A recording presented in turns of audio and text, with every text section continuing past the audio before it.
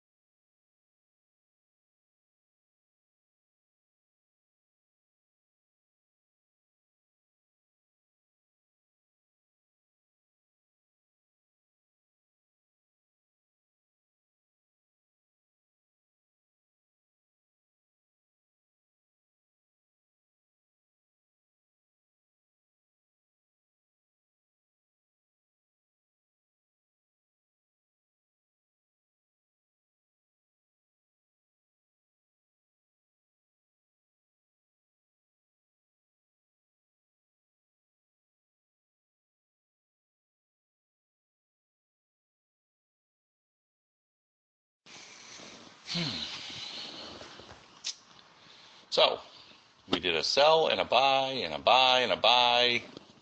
They don't know what the hell they're doing. They really don't. They don't know where to take it.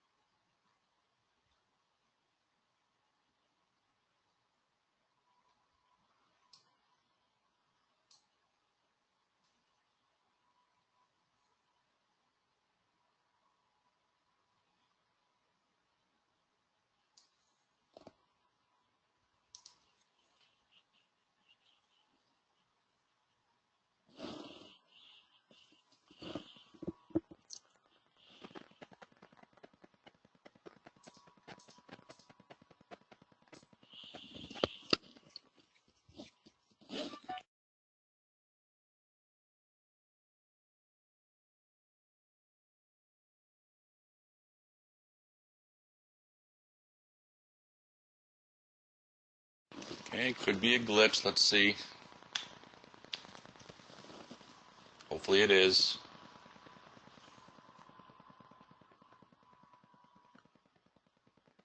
I don't have any cells showing.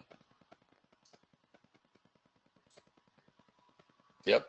So it's buy, and so it looks like it was a buy off the open and a lower buy, which means I want to bring it down and then up.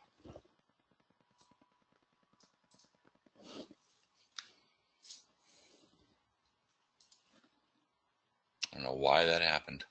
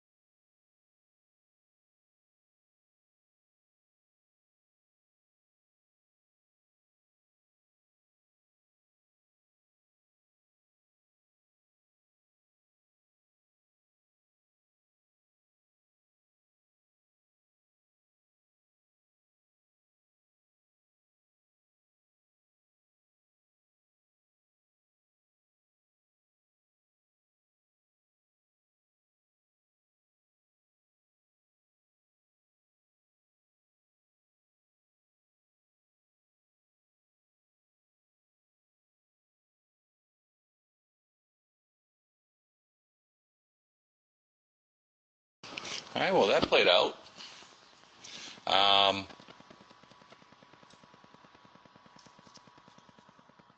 It did do a mechanical, but the buy with the lower buy said down and then up.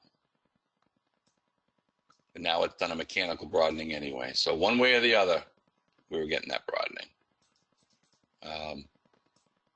We do see these a lot coming into, again, highs, because you'll know and see that we're 100% up and they were bringing it down.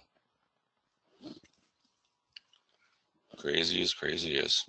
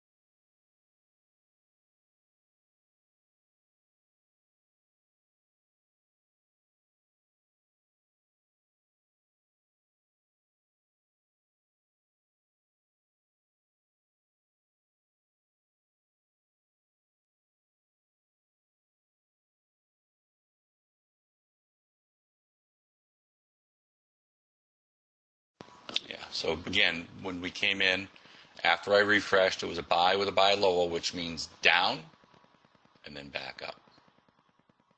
Again, if you know what the algorithm's doing, if you know where the arbitrages are placing their bets, you know what they're going to do.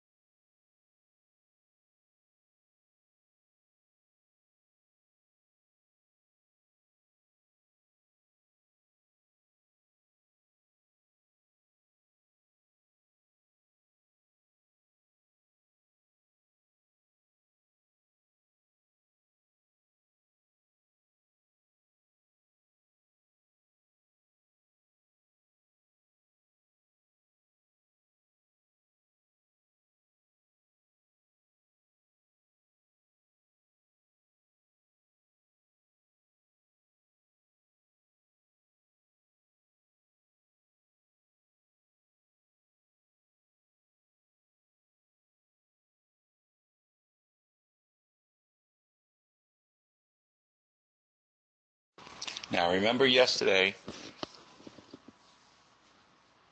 and we had 95.5. Today we had 100. And they pulled the broadening off, as they did today. And now we're 73.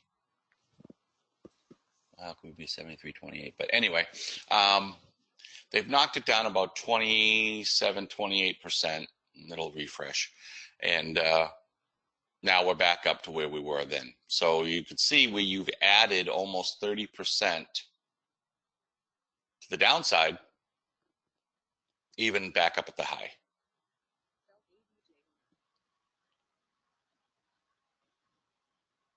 So you see how good a broadening formation is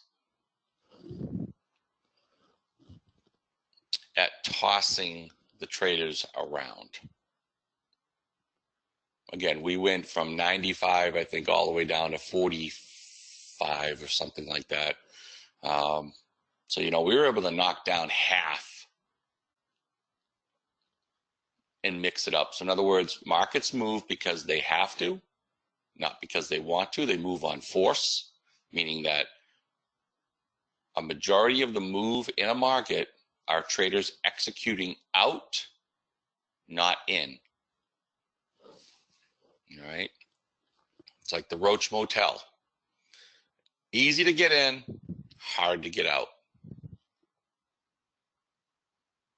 That's why you want to wait for the triggers, especially on broadenings. Be super, super careful. Once a broadening triggers, all the filters go in effect. Keep everybody safe.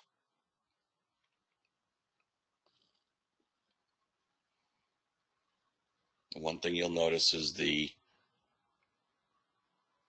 buying versus selling versus the bias. The bias level will really shift and get tossed around tremendously. And that's because traders are forced out of positions quickly. You'll see a lot of hits at the top, notches, which means small takeouts, and then all the way back down to the under end of the spectrum, all the way back down. So you go from, you know, on the left side of your chart, you go from auto box to auto box, as opposed to a normal trend where you would be making highs, grab the pullback, jump in, make new highs, grab the pullback, jump in, make new highs, you know, on an intraday basis or overall basis like we're doing now. But you'll see that this thing can really fall. So they're not pullbacks. All right, it's ranging, but it's an expanded range. So again, we can come down, we could take out that edge, take it out by 2 ticks, then go all the way back up and hit the upper edge. That's why these are so hard, because you don't know where to execute.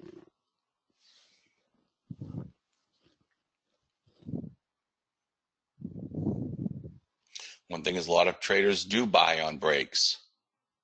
You know, breakout buys, that's a common technical thing. You're buying the high and then you're running all the way down and hitting the lower end. You're getting your shit kicked out of you, and you don't even think you're doing anything wrong.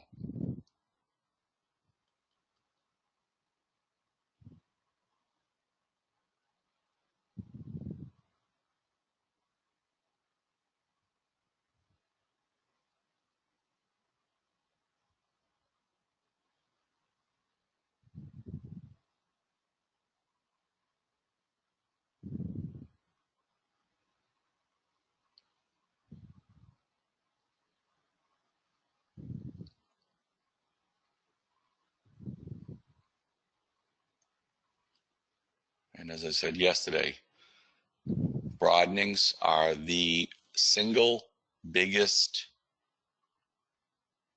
factor of losses in a trader's account. Take out the broadening and you guys will all be great traders. Take out the broadening and everybody could do everything fine. Take out the broadening and everybody can be a technician and technical trader. put in the broadening, everything changes. You have to be a tactician. You have to know where they're buying, know where they're selling. You have to know it's actually there.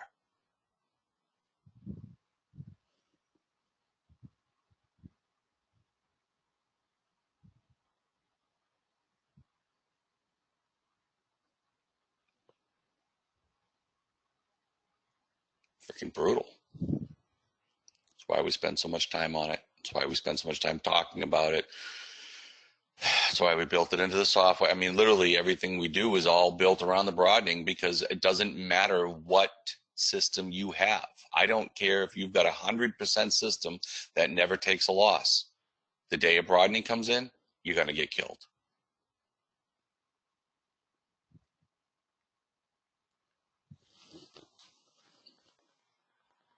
So bear with them. Let the market do what it has to do. This is where you just say, okay, I get it. You know, you guys need to build pressure. You know what they're trying to do is blast this thing probably up to 3,050, but they're preparing it to do that. Got to get traders in. You got to get traders on the wrong side. You got to backfill it. Instead of backfilling, you can broaden.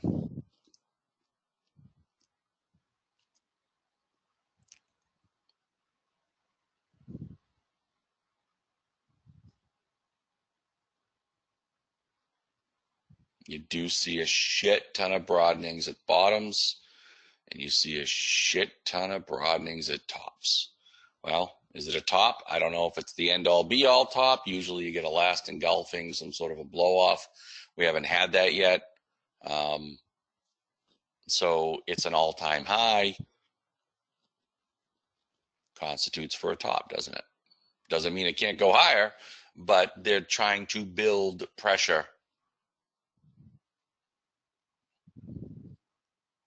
and stir the pot, get traders shorting so they can take it up. It makes sense if you think about it in terms of zero sum. It just doesn't make sense if you're thinking about it in terms of intraday trading like what we do. But bigger picture, yeah, makes perfect sense. It's what I would do. It's what you guys would do. It's what anybody would do if you had the wherewithal.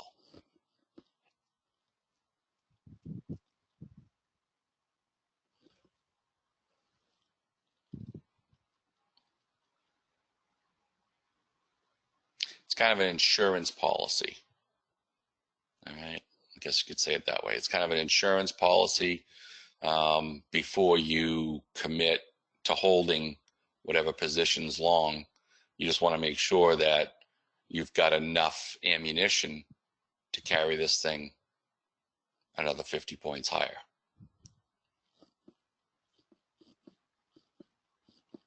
This will do the trick.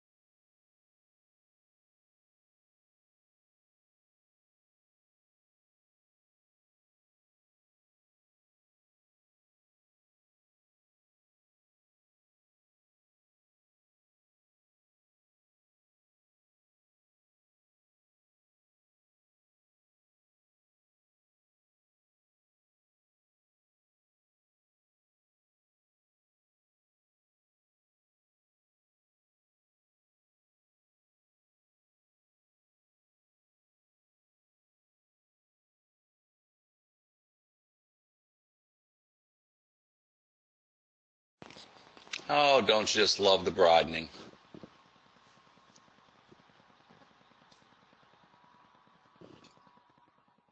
Right. So again, when it came out this morning with the broadening, um, you know, I talked about it. I talked about how they try to flip and flap. We were 100% up this morning. We're now 67, and we're a couple of points from the high of making new all-time highs. So you could see how they'll mix it and force the traders to short by bringing it down and then bringing it back up. Like I said, I can tell you, a majority of all your losses are on broadening days, whether you're a stock trader and you're doing individual equities, or you're trading oil or gas or soybean. It doesn't matter. Okay, it doesn't matter. They love to notch and notch, and that's what a broadening is. So you've got a range, which in and of itself is a very tough pattern. Then you've got an expanded range, which gives you triggers to stay short. So you broke a new low, you're going to short. That's what people do. Next thing you know, you're making a new high. So again, warning, warning, warning. When the broadening comes in, it's there. Don't mess with it. It's dangerous. All our filters go into effect. We will get a trigger. We mostly all the time do. I know yesterday we didn't, but the market just didn't move. So again, they never broke it out. But we're making all-time highs. So, they got to have some pressure if they're going to actually force that and force the traders to push it. So again, this might last, till next week. I don't know. But one thing I do know, be careful when it's a broadening. Relax, go get your shit done, get stuff done. I don't know, pat the dog, water the grass, whatever, do something. Once the system triggers, it'll give you the trigger and, we'll move on. But I can tell you that it does take hours to work these out. All right. And I'll pass it over to Mo. So hopefully we'll get something. They are pushing it, and they are, again, being able to add a lot of down move, okay, and down bias in order to bring this thing up even higher. And like I said, I truly think they're going to go for 30-50. That's just my opinion. Not today, but that's where they're heading. All right, guys, have a great one. Have a safe one.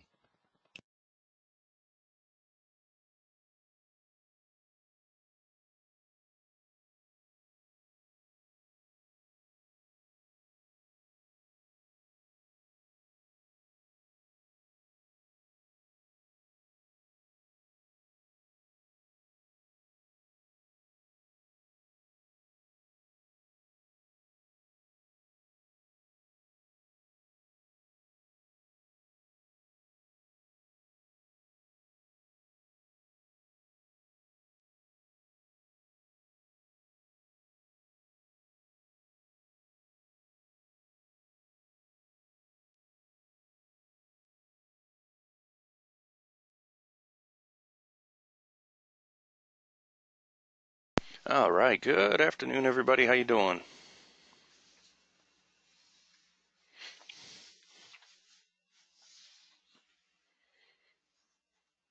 Hey, Kevin, Austin. Yep, so we're going to be patient. It is summertime, so the volume is a little low. We do have a free trial member here, or a trial member here, Eric. He was a member previously. Welcome back. Just going to check us out and see what he thinks. I'm going to go over a few things just to kind of touch. Not a lot going on here, so I'll do just a quick explanation for him. I want to make sure that he's here, so listening, I don't want to go over it without it. Eric, are you here?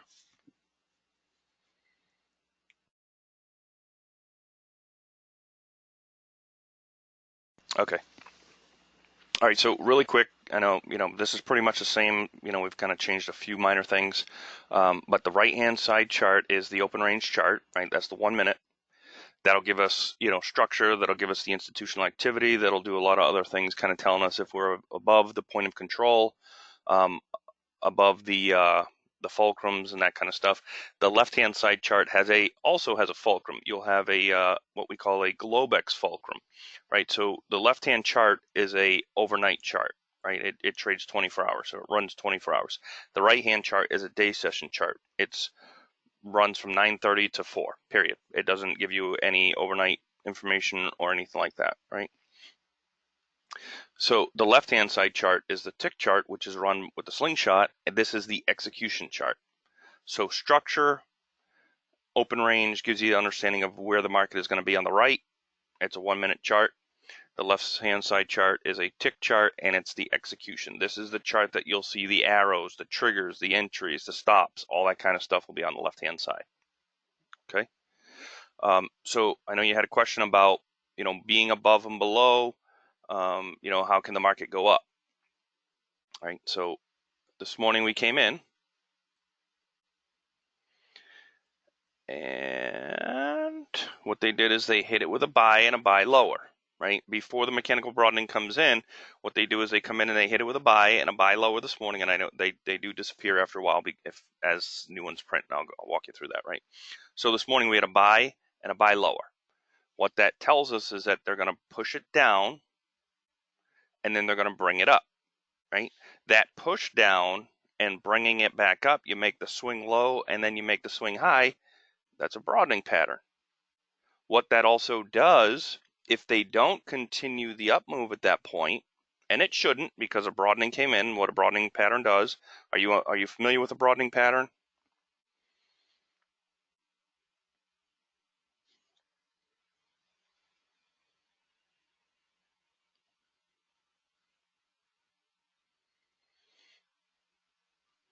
All right, no problem. I'll do a quick drawing here so you can kind of get a feel for what it is. So a broadening pattern, well, here, let's start. First of all, you know what an uptrend is, right? An uptrend does this, right? That's basically the pattern of an up move, right? What a broadening pattern will do, okay, so think of it like walking upstairs, right? So you're able to walk upstairs, and then obviously the reverse for a downside. What a broadening pattern will do is they'll make the swing high, they'll come down and make a swing low, and then it'll come up and make a swing high. So think about it. If you're walking stairs, right, you're all walking up the stairs, all of a sudden, boom, I'm down the stairs, oop, I'm up the stairs. Isn't that confusion? Be like, what the hell is going on? How is this possible? Yeah, right. So it's a range, but it's an expanding range where they'll make a swing low, then come up and make a swing high. So typically what'll happen, let me just get rid of a couple of these lines here. And this is why people lose a lot of money when this pattern appears. Right? So you have a swing high, a higher low, higher high. So typically what most traders and everybody should be doing, if you're trading correctly, what should happen is you should be buying the pullbacks, right? You're buying the move on the upside. Now, there are breakout traders and all that shit. Everybody's got their own thing. However, to trade properly, okay, this is how it should be done. The expectation is that the market, you should be doing this, right? Does that make sense? Makes a swing high, higher low, higher high. I'm buying it. Boom, there's my trade. Come back down, make a new swing high, pull back, boom, I'm buying it. No problem, right? That's all easy, right? And obviously the same thing to the downside, right? So you have that understanding. So now let's see if you do that same thing when a broadening appears, because that's basically what you should be doing, right? So price comes up, makes this new swing high. It comes back. What are you doing, right? Looking to buy it, right? And then what happens is, boom, they make a new swing low. Oh shit, what the hell? So now the typical traders, oh, they made a swing low, no problem, I'll make that up, right? And typically making it up when they have a loss, most traders, most mom and pop new traders, right, will try to make up a loss. So now they'll double down, right? They're like, oh, fine, no problem, I'll make that up quick, and now we'll be in a downtrend, right? So now they're shorting it, and then boom, holy shit, what the fuck just happened? Right? Price comes back down again. Now they're looking to buy it, and bam. You understand? This is what a broadening pattern does. Makes a new swing high. It's like a, I know Bolkowski, if you follow that, it's a megaphone pattern, all that kind of stuff, right? This is what a pattern looks like. You don't know where the swing high or the swing lows are. It's not really something that you can trade. Now, there are some advanced setups, some advanced things that you can do to trade it. However, yeah, right? We've all been there. So what happens is, right? So now you're all chopped up. You're like, oh my God, I'm out. Holy crap. Now you're down. Holy shit, who the fuck knows? And now you're so frustrated. And if you've been following the markets at all over the last couple of years, this has been the majority of the pattern. Yeah, you get afraid to pull the trigger, right? This has been the dominant pattern. Years ago, this pattern showed up maybe once a quarter if we were lucky, and it was during rollover, right? So before it was like, nah, we're not even going to talk about this pattern. And then everything changed a couple of years ago where this is now becoming the dominant pattern. This is the new pattern. Yeah. Yep. What it is lack of institutional activity, right? They're still here, but they don't have a direction. A lot of times you'll see it at highs, you'll see it at lows, you'll see it, when the volume's low during summertime, things like that, right? When the volatility really gets crazy, you can have, one institutional activity saying, nope, it should be going up, and another institutional activity saying, nope, it should go down. And now that's where you get those volatile ones. They fucking jam them down 20 points, jam them up 20 points, jam them down. Holy shit, don't be in that crap, right? But there's people that are going to try to trade this. They think they've got it. They think they've got it figured out, right? I could do that, no problem. Yeah. Yeah, good luck. All right. So what we have done, we have figured out and created an algorithm that identifies the pattern before it even happens. Before it even happens. A lot of times it's right off the first couple candles. It may take 5 or 10 minutes after that but our software picked it up this morning. Our software identified, hey, there's a broadening before it even happened. You understand? So when our software picks it up, right? I'll go over the SBTOs, one thing at a time, right? So let's talk about the broadening. The broadening picks it up. It has identified. So what that does is that puts in some extra filters for us. That throws in an added layer of security, a little extra risk for us for it, right?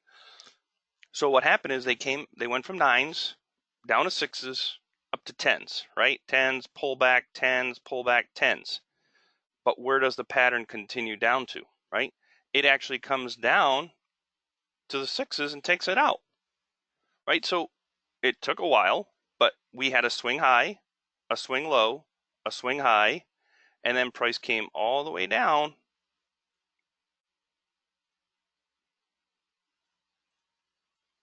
and made a swing low,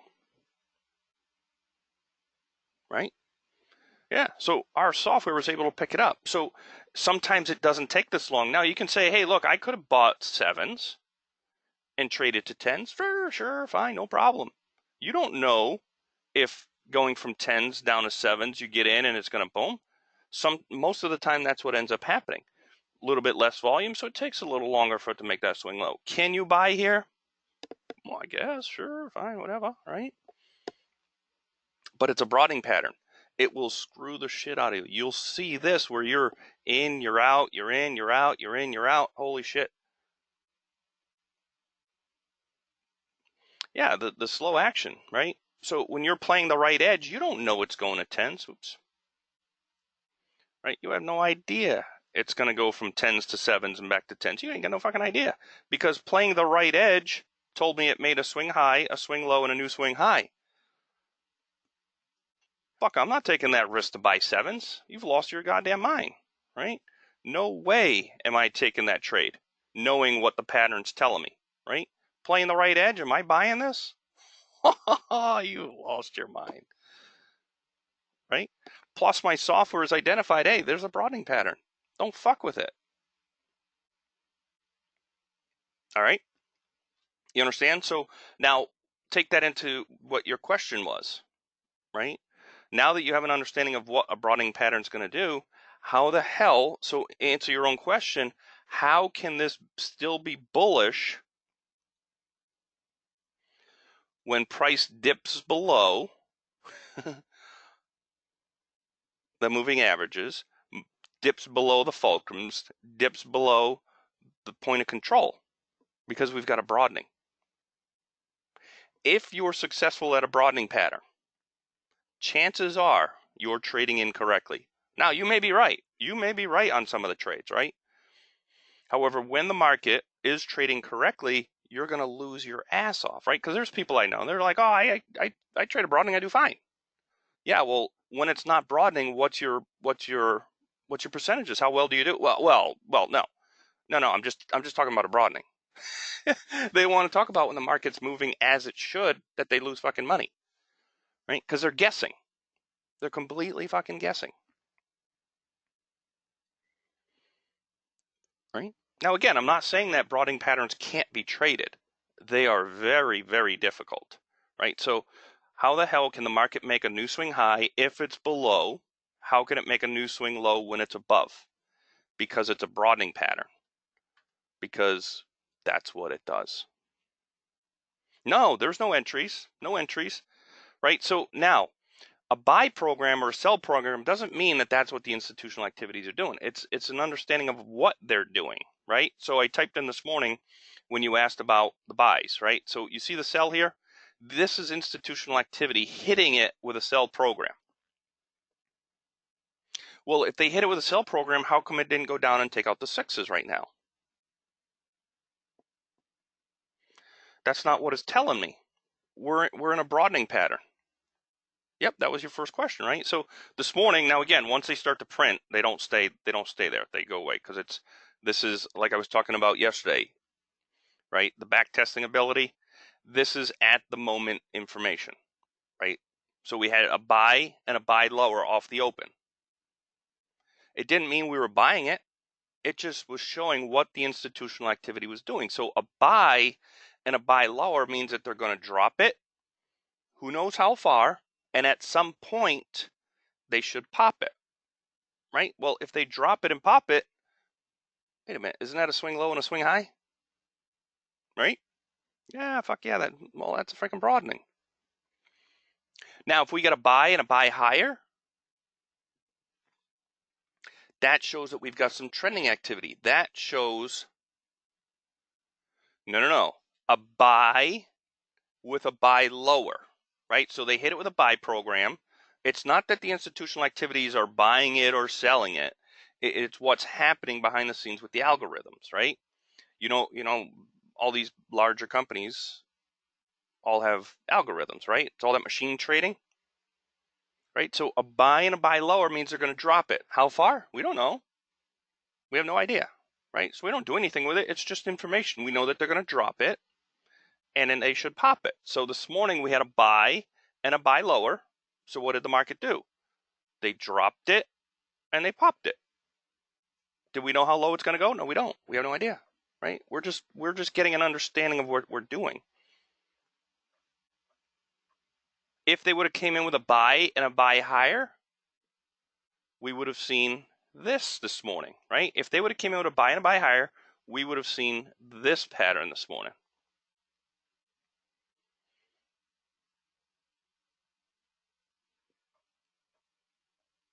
Understand?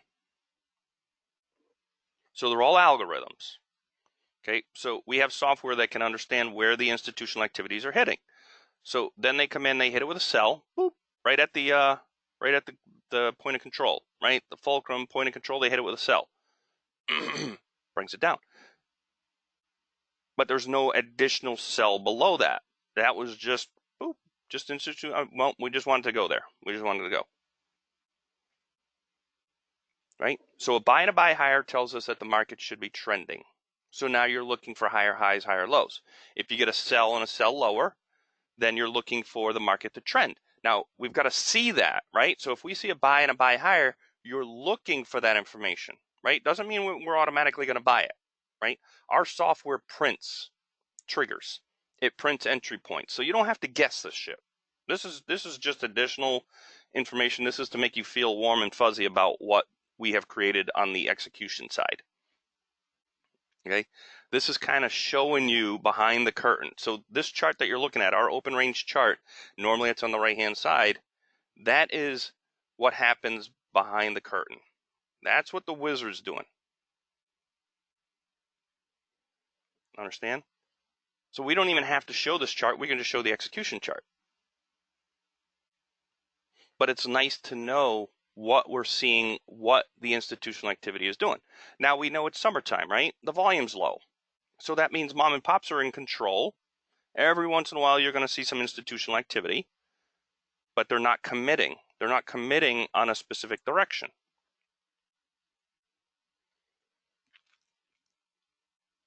Make sense?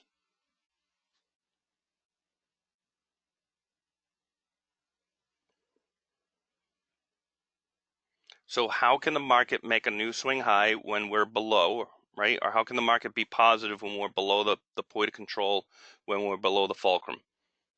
Because it's a broadening. That's why. Because you're talking to a crazy person.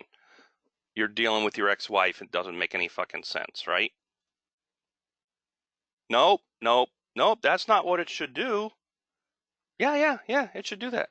No, it shouldn't, right? Well, I'm going to fucking do it anyway. That's what it's doing. That's what a broadening pattern does. I don't care what you think. This is what we're going to do. Right? Joe talks about the, the frog and the scorpion, right? You know, the story of the frog and the scorpion, right? So that's the deal. It's because it's a broadening pattern. Why did you just do that? Well, that's what I do. I'm a scorpion. That's what I do. That's my job. Right? So again, our software has been able to identify, boom, before it even happens, we've created stuff that could tell us, hey, look, heads up, there's a broadening pattern, right? Almost like the weather guy. And tell you, hey, look, it's going to be raining outside, right? It's going to fucking snow. It's July. Nope, it's going to snow. So don't go to the fucking beach, right? Or you're going to have thunderstorms. Bring your umbrella. That's what this thing printing right here is telling you. Bring your umbrella because this shit's going to get sloppy. Right? So that triggers the execution chart to kick in some additional filters. Right? So now this is our execution chart on this side. Yeah, man. Right? Now this is the execution chart. This is the chart that's going to show you. When it happens, you'll see it. An arrow will pop up. It'll print price. It tells you where the stop goes. When it moves our direction, it'll tell you to move your stop. When it hits a certain target, it'll tell you target's hit. If the trade fails, it'll tell you exit trade. It tells you everything. So we could run just this chart alone, because everything is derived or is coming from the open range chart, which is the one we just looked at, right? So all the information that comes in off the open is fed over to this chart. So when there's a broadening, boom, additional filters kick in. So you're not getting stopped out, right? So you're not getting stopped out on trades.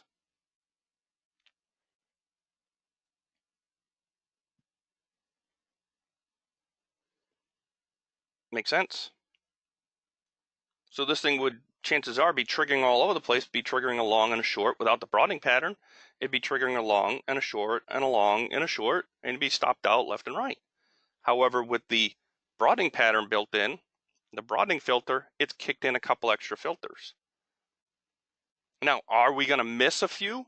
Are we going to miss a few good trades? Yeah, fuck yeah, we're going to miss a couple trades. But it's going to keep us safe. It's going to, our percentages and our odds of missing a trade versus getting a stop out are huge, right? We'll miss less trades and more stop outs when a broadening pattern's here. So when a broadening pattern comes in, you just got to be a little more patient, right? Looking at that performance report, right? Broadening patterns are built in. There are going to be days, especially during July and August, volume's going to be slow. It's summertime, man. Welcome to the show, right? That's what happens. Now, last couple of years during summertime, the trading's been ridiculous. There's been a lot of movement. That's not the norm. We are back as of today and as of the last month or so, we're back to the norm where summertime trading is here, where it's like, fuck, take a nap, wake up. Wow, we didn't go anywhere.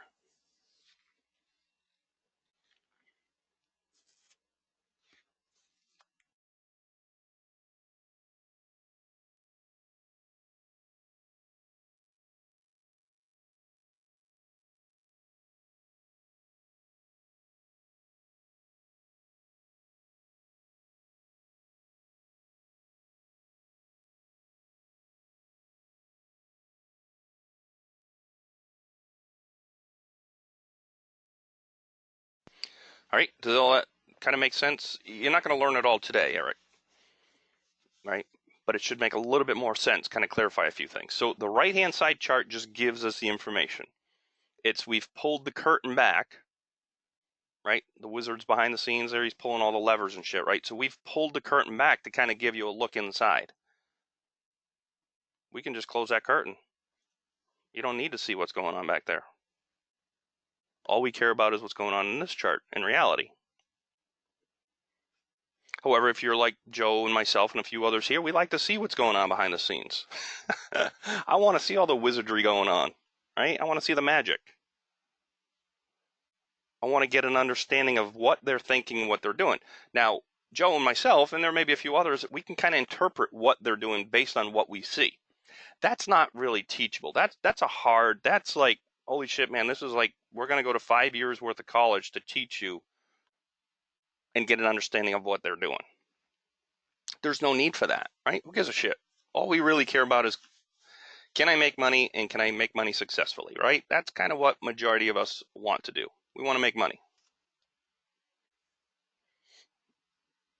right? But we can do it, slowly. We don't mind explaining a few things here and there, right? But it's not something that you're going to pick up in a day. You're not going to pick it up in 5 days. This is a long process. It's taken us a long time to get an understanding of what they're doing, and then to be able to convert it into what we've done, right? We've spent a ton of money and a ton of time getting to this point. We've converted our teachings to basically be automated.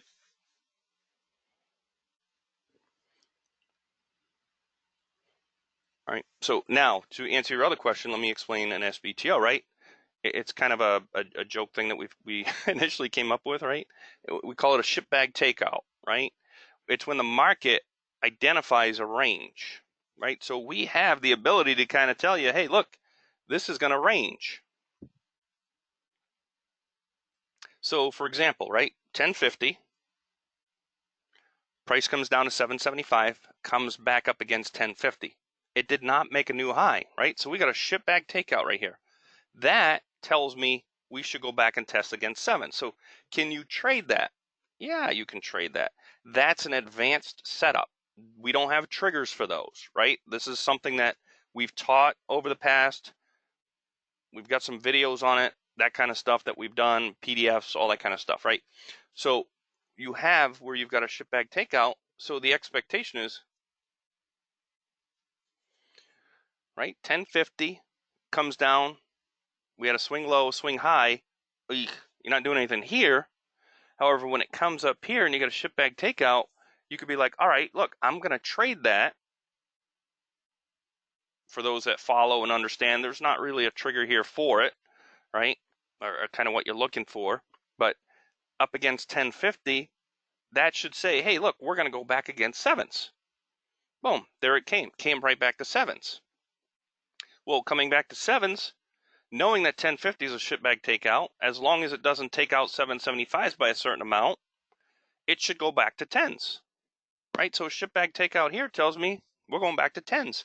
Here's your range ability, right? So at that point, here's our range. We can identify a range before it even happens, or just as it happens. Not most people get over here, right? Most people are like, oh, I see what's happening, right? Wrong one. Right over here, they're like, oh, I see what's happening now, and this is where they buy or sell, right over here, where we have been able to identify it in here, in here,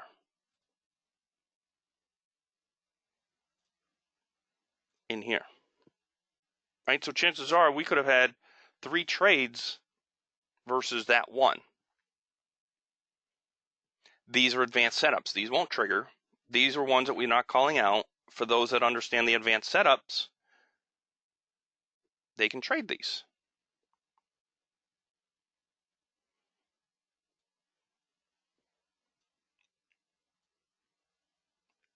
All right. So then they come up down to sevens, right? 775 down to sevens. Another ship back takeout should go back against tens. Well, all they could get to at that point was nines. Nines to sixes, nines to fives, back to sevens, back to fives. See how it's ranging in here? They create these little ranges. And then boom, they break it up to 11s. All right, 11s down to 8s, back to where? Right? Back to 11s. Now they're ranging up here. Well, we've got a broadening, new swing high, new swing low, new swing high, new swing low. When you have that expanded range, you're going to create these little ranges within there, right? You're going to have these little blocks of ranges. The bigger it gets, the more you're going to see these little blocks. Now, can these be traded? You're looking at 5s to 7s. I mean, you've got to be like pinpoint accurate. Entry out, entry out, entry out. Right? You've got to kind of be, holy shit, are you really going to trade that? You're a scalper, there's opportunities. Right? Understanding what the SBTOs are representing, you can scalp it. Very tough to do, but it can be done. Right? Now, up to 11s, are you shorting that? No, you're not shorting that. You want to buy 8s? Well, we got a broadening pattern. You want to buy 8s? Good fucking luck. Go ahead. To where? 11s. 8s to 11s. 8s to 11s. That's all you're going to have. Come up here around 11s. You want to short it? Fine. I can short it. Very risky on that short, but it's there.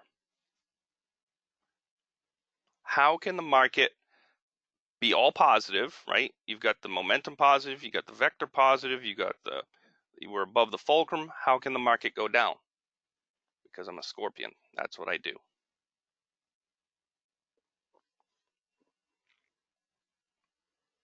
See? Ship back takeout.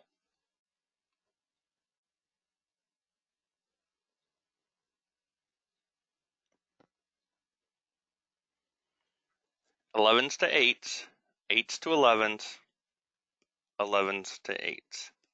So this ship back takeout tells me we're going to go and test 8s. Is it directly at 8s? Is it going to be 8/4 to the number? No. They're going to come down and they're going to test against the 8s. Anywhere between here and here. That's where it's going to go. Do we make a new swing low?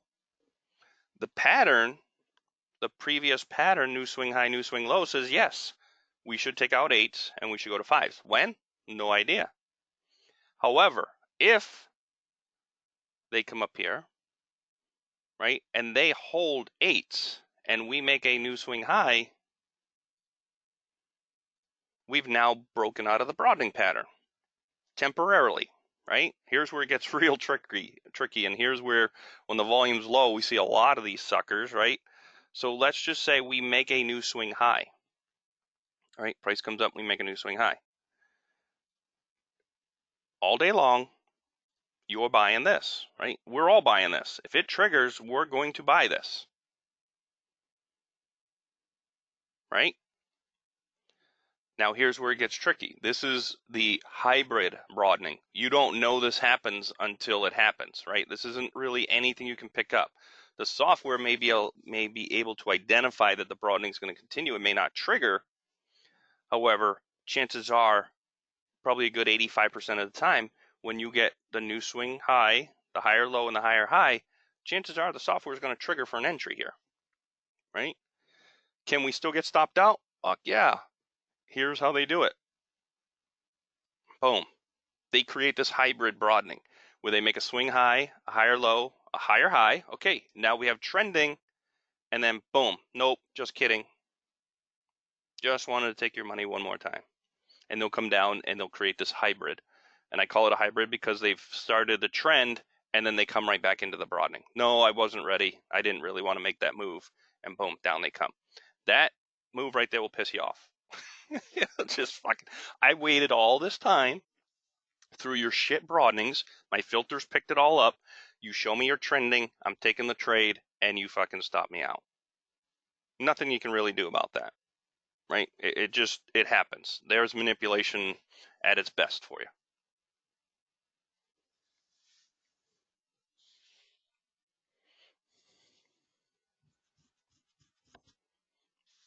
Okay, makes sense. So anytime you're going to look for a trigger, it won't be secret. It won't be a surprise. It will populate. It'll show here. You'll see it. It'll print an arrow. It'll print price. It'll tell you what price to get in. Right here it tells you where your stop goes. All that kind of stuff. It does it all for you. And as price moves, it'll tell you to do different things. It'll tell you to move your stop. If it continues in our direction, it'll tell you target's been hit. You take your trade. That's simple. If we get in a trade and it doesn't tell us to move the stop and price comes down, it'll tell you exit trade. What you should have is you should have a bracket set up where you got profits and targets and you have stop. The stop goes here.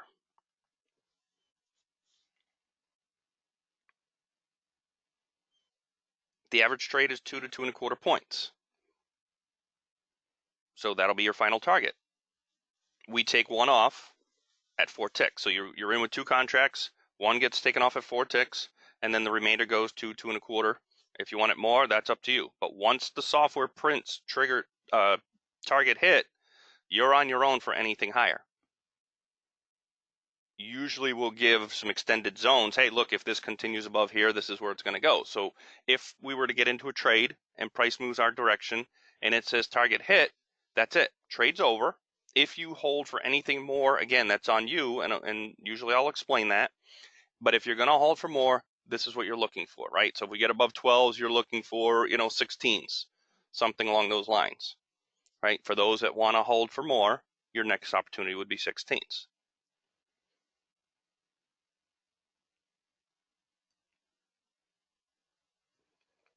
Right? It's that is proprietary. That is something that we have determined as it's not a money stop. That's a stop that we've designed that works.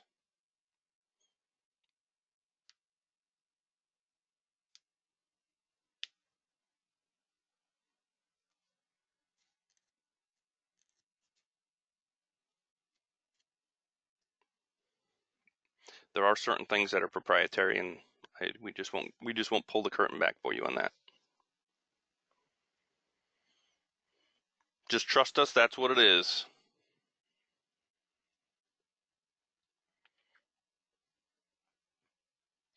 All right. So outside of any new swing high, this is just going to continue to broadening. It all depends on how much it all depends on how the market's moving. It could be, it's an average of 2 points. Sometimes it'll go 3 and 4. Do we like the 3 and 4 stops? No, but if there's high volatility, that's what it is, right? And your stop goes where it says. If you put your stop other than where it is, you're not following the system, right? And there's people that'll do that. There's, people that have come here and they're like, oh, I'm going to have a different stop. I can't afford 2 points. I can't afford more than 2 points. Well, you don't fucking trade. You don't pull the trigger. If price comes in and it tells us to buy 10 and the stop is 6 and you don't like your stop at 6, guess what? You don't take the fucking trade. Period. Right? Well, I'll just put it at, I'll just put it at 8. You know what's going to happen? Price is going to come down to 8, stop you out, and then boom, there it goes. Now, are there going to be times that you're like, oh, I'm going to put my stop at 8, my stop's at 6, I've gotten into a trade, it comes down and stops me out at 6? Yeah. You're going to be like, oh, see, my stop was at 8, I was fine. Yeah, but there's times that it's going to come out and stop you out on your money stop, and boom, that trade's worked out. So I have a positive trade, you've had a negative trade. Does that make sense? So everything that is filtered in here, everything that is designed here is designed to create that performance report, right? Those results in the performance report are based on everything that we have designed here. We're not augmenting the system at all, right? We've created a system that has a very high probability of winning. Otherwise, I wouldn't be trading it.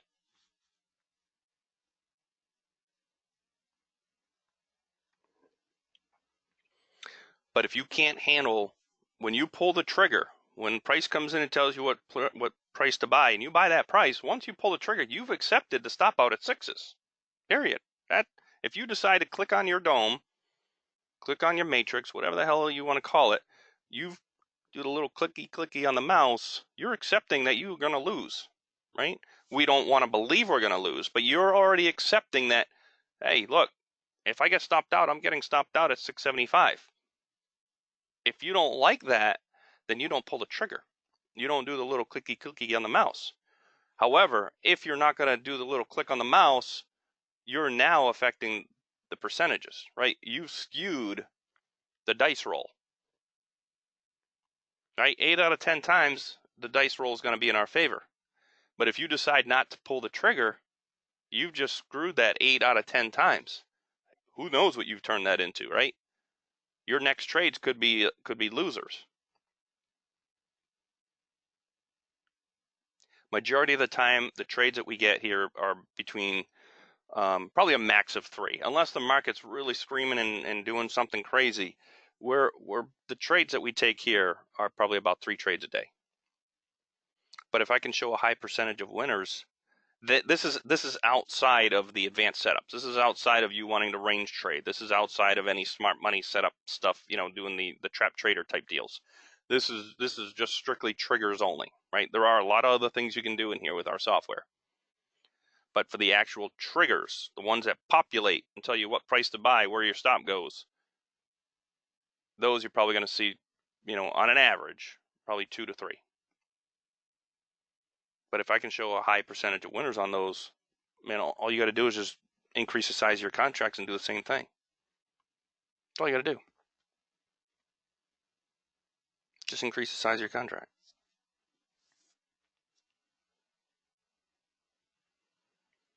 Now, there are people, there's a few in the room, and I know Raman's one of those, right? He loves the range trading. He loves all the crazy stuff. He asks all the questions. I give him the answers, right? There are people who are going to be like that, which is fine. Yeah. Yeah, right, Raman? You like all the weird shit. That's why we like you. That's why I like you, anyway.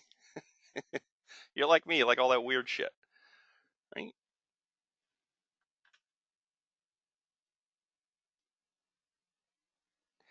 Yeah, that is kind of expected because it's again, it's summertime. It's summertime trading. A lot of traders just go away. They're like, I ain't fucking with the shit. The volume's low. There's nothing to do. Now, again, like I talked about last few years, summertime trading was ridiculous. I mean, we were seeing some high volatility shit going on.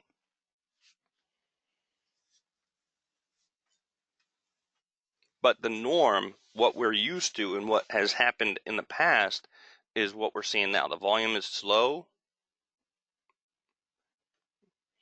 Yep. Yeah, one to 2 trades a day. That's kind of what this is. This isn't really designed for 50 trades, right? You want 5 to 10 trades a day. This is not you. You have to learn the advanced setups. You got to understand the range trading. You've got to understand, the smart money setup, the not smart money, the trap trader scenario. A lot of different things. That's some really advanced shit right there. It can be done, but you're going to have, it's a little riskier. You're going to have a little bit more of a stop out. You're going to probably have more stop outs than you're going to have, than you would typically if you were just playing the smart money setup, playing the triggers. But again, if we're all here just to make some money, right? It's about making money. I don't care if I take 50 trades or if I take 1 trade, right? I just want to make some money. So if I know I've got a goal in mind, I'm looking to make 250,000 a year, and I'm going to get 1 or 2 setups a day. I just need to increase my contract size. Right? Because I can do the same thing with just the standard setups. It's a very high probable setup. The percentages are ridiculous. We're already showing a 75% rate on a return on your initial investment in a month and a half, 2 months, right?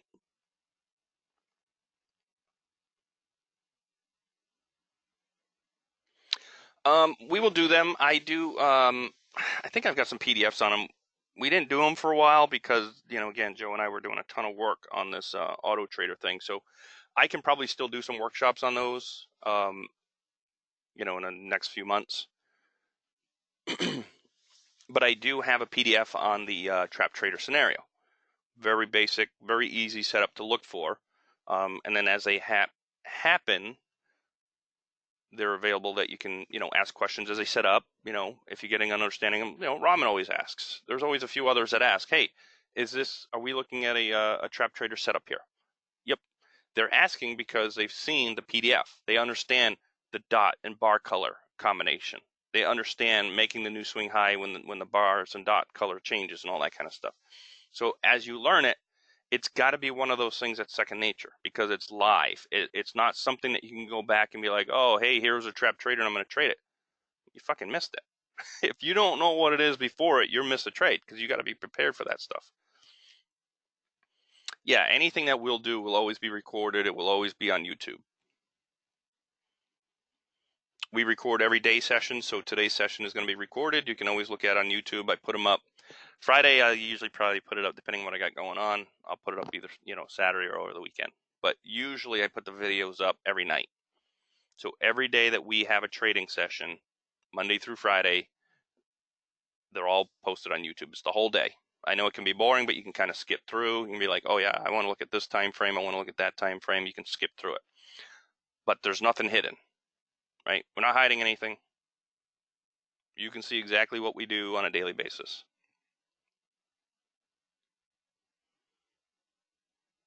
I'm not cutting stuff out on the recordings. It's the raw. So what you're hearing from 9:30 this morning until we close at 2, all that is going to be in the recording. The triggers, everything. Oh yeah. Yeah, trust me. I'm the one that puts them up there, so I know there's a ton of them.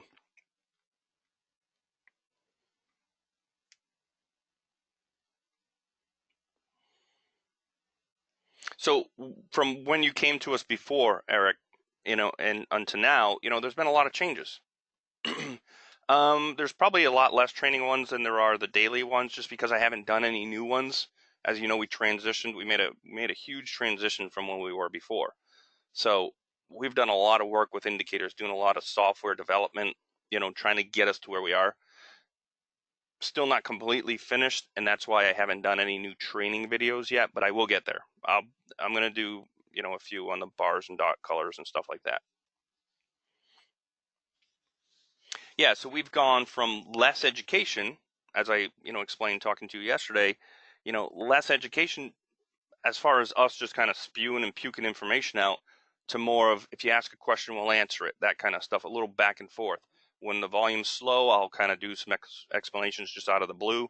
So those are, educational things that are always going to be available on YouTube. You just got to kind of like go through the session and see it. But if you're a member of the room or that kind of stuff, and you're like, oh, look, I remember them talking about this, you can always just write down the time frame. Oh, hey, I remember,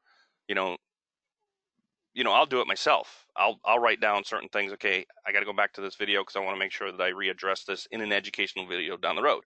So I'll mark down, or if Joe says something, I'm like, oh yeah, that's a good. I'll write down the day and I'll write down the time so I can go back and look at that video. Let's just say a month from now, I can go back and look at that video and be like, oh yeah, that's right. That's what I want to talk about, or that's what I want to teach, or that's what I want Joe to do a workshop on, or something along those lines when we're finished.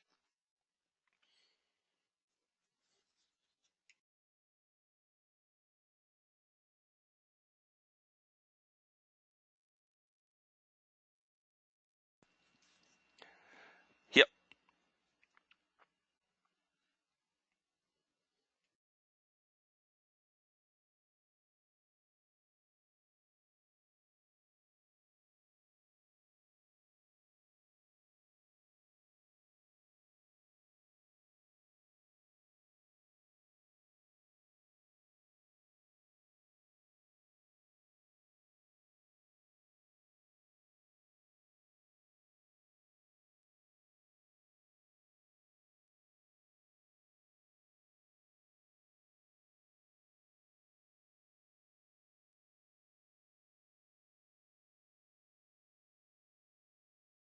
Now I do have a I have a PDF that explains what the bars and dots mean.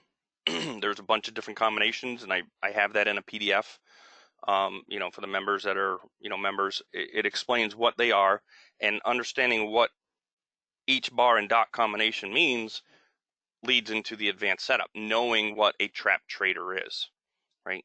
And those are a pretty good setup, but there's no way to trigger those. Otherwise, I would, right? So that's why it's considered an advanced setup, because it's not a trade that I can manually trigger.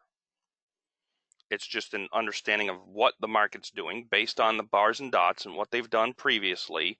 Kind of understanding that, hey, look, they came down, they turned red, boom, they come back up. Oh my God, they just trapped the shorts and they should go higher.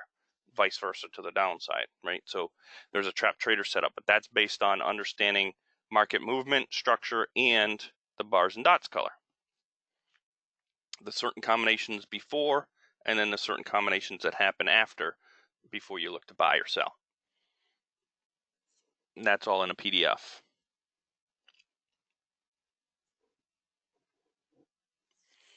Joe's working on a, or Joe and myself are working on a deep pullback. We're going to actually have a trigger that's going to fire based on a deep pullback, but that's going to take a little bit of time to get that programmed in. So it's almost like a range type play that we have designed that we see a certain thing happens that we're going to be able to have that trigger. So we will have an additional trigger coming, and that will probably pay. Meaning versus 2 points, it'll probably pay 4 to 6, right? 4 to 8, somewhere around there, because it's a deeper pullback, a range type trade that it'll trigger, and the expected move is bigger than a smart money setup, right? So smart money is like 2 points, 2.25, versus the deep pullback. We'll probably find it anywhere between a 3 and a 5, somewhere in there.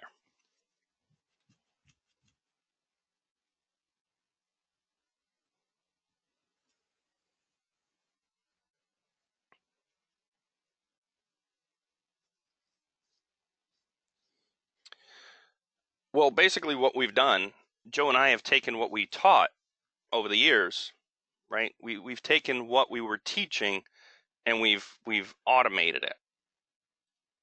Oh, sorry about that. There you go. So we've just basically kind of automated and kind of put certain things in.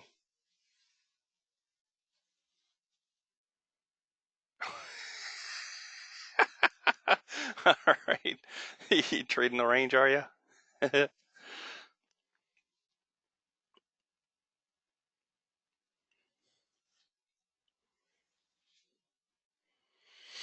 So basically what we've done is what we were teaching over the years, we've turned it into visual versus us talking, and you kind of like, what are you talking? Because the charts are a slight delay. There's things that I'll point to, and then I'm over onto something else, and you'll be like, wait a second, what was he just pointing to? I didn't see it. Right? So there was some of the issue as well, as I'm talking about the fulcrum over here and the point of control, and all of a sudden now I'm over here looking at an SBTO from 11s to 8s, back to 11s, back to 8s, back to 11s. Right? Like, what the fuck is he talking to? What is he talking about? Right? So what we've done is we've automated, a lot of the stuff with a ship bag takeout. Hey, look, this is going to be a range. Well, how do you know that? Well, here we go. We've put in SBTO so you can identify it yourself. So you can get an understanding of, oh, I see what they're doing. I see the range now. Right? Instead of understanding it later, be like, what the hell? Right? So we've just basically taken a lot of our knowledge and turned it into a visual aid.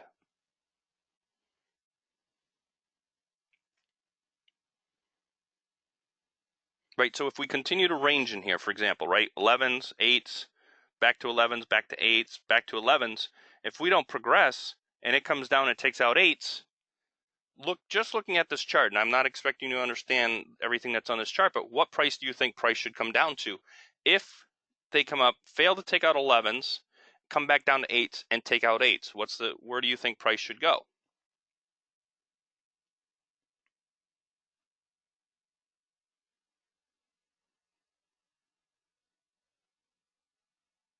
Yeah, there you go, right? Yeah, so see how simple it is? I didn't tell you anything. Right here. 5s.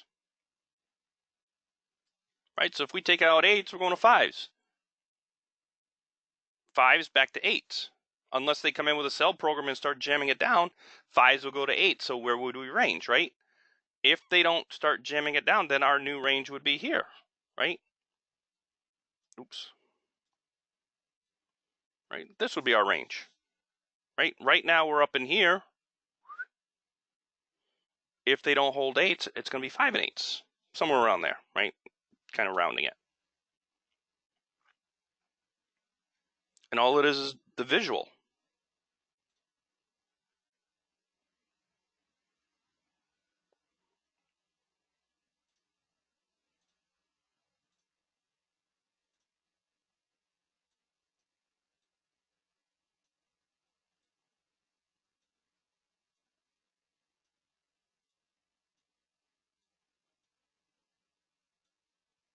And I like to draw lines. Yeah, visually it looks bullish, but we still haven't done anything. We've made currently a new swing high, a higher low, and now we've just made a higher high, but so far not by much. We could still be ranged in here, right? This can still be our range right here. Just because it's bringing it up a little bit doesn't mean anything.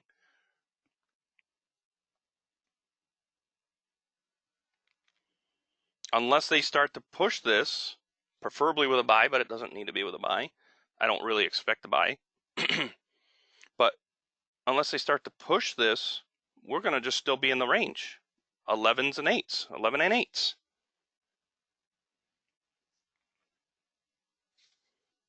They have to show commitment. They have to show me that they're going to go more than, 5 ticks above the 11s or 10s or whatever you want to call it. I want to see commitment, and that's what we're looking for. We're looking for commitment. Boom. I want to see a solid break. I don't want to see them dancing around the edge. They're not committed. Fucking 11s. 11s is it. That's all you're getting, right? I'm going to get you from 8s to 11s. That's it. Even though we have made a higher high and a higher low, it's not enough to get me to say, hey, I'm buying this on a pullback. Buy it on a range, okay. Buy it on a pullback, no. Right? So if I'm going to buy it on a range, right, what's my risk? Well, my risk is against the 8s. 8s.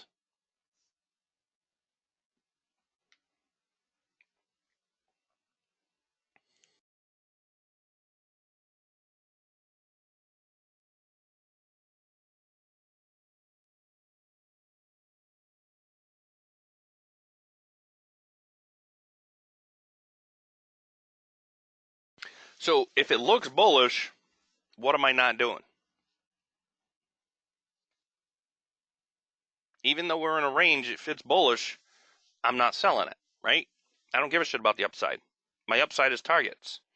I'm just going to look for every time it comes down. When the market looks bullish, both the momentum and the vector are green, I'm just interested in buys, right? That's kind of how the range works. I'm interested in buying it when it comes down. That's it. Right? Even if it comes down, I don't care. I'm looking to buy it and I'm getting out. I'm looking to buy it and I'm getting out. Period. That's the deal. I'm not looking to get in, get out, sell it, get out, buy it, get out, sell it. Now, there are ways to do that, but my indicators are not telling me that. Right here tells me don't short it. However, I'm buying it and I'm getting out. Comes back down, I'm buying it and I'm getting out. Period. I'm playing one side of the range.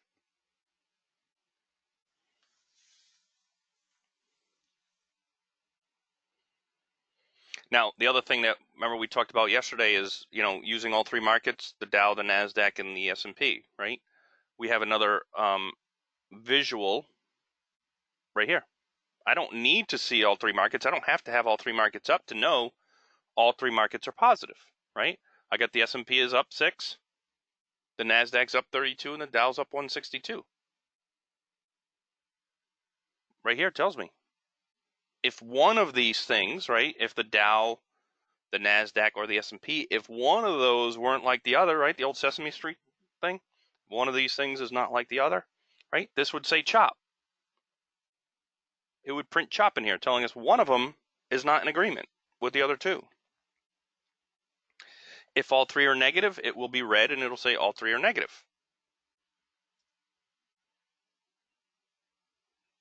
So you see how we've taken all of our knowledge and everything that we were teaching previously, and we've kind of put it all in crayons. I've taken a crayon and I've drawn on the charts for you.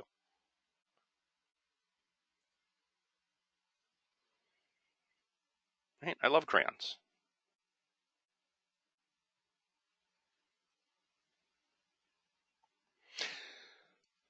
Yep. Now, what I do like to look at, all three markets can be positive, but I also like to see, because there are times that one of them could be, or two of them could be below the fulcrum. All three markets are positive, but two of the markets or one of the markets is below its fulcrum. Well, there's a problem, right? Oh, shit. Got to be careful with that.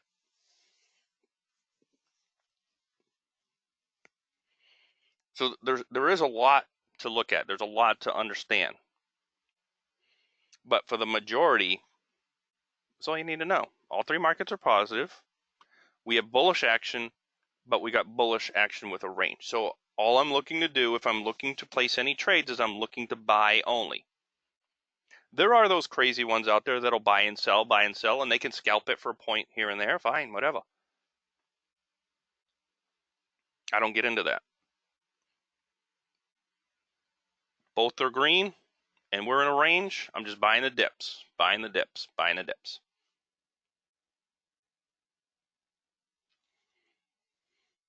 Because I put my software in the Dow and the NASDAQ.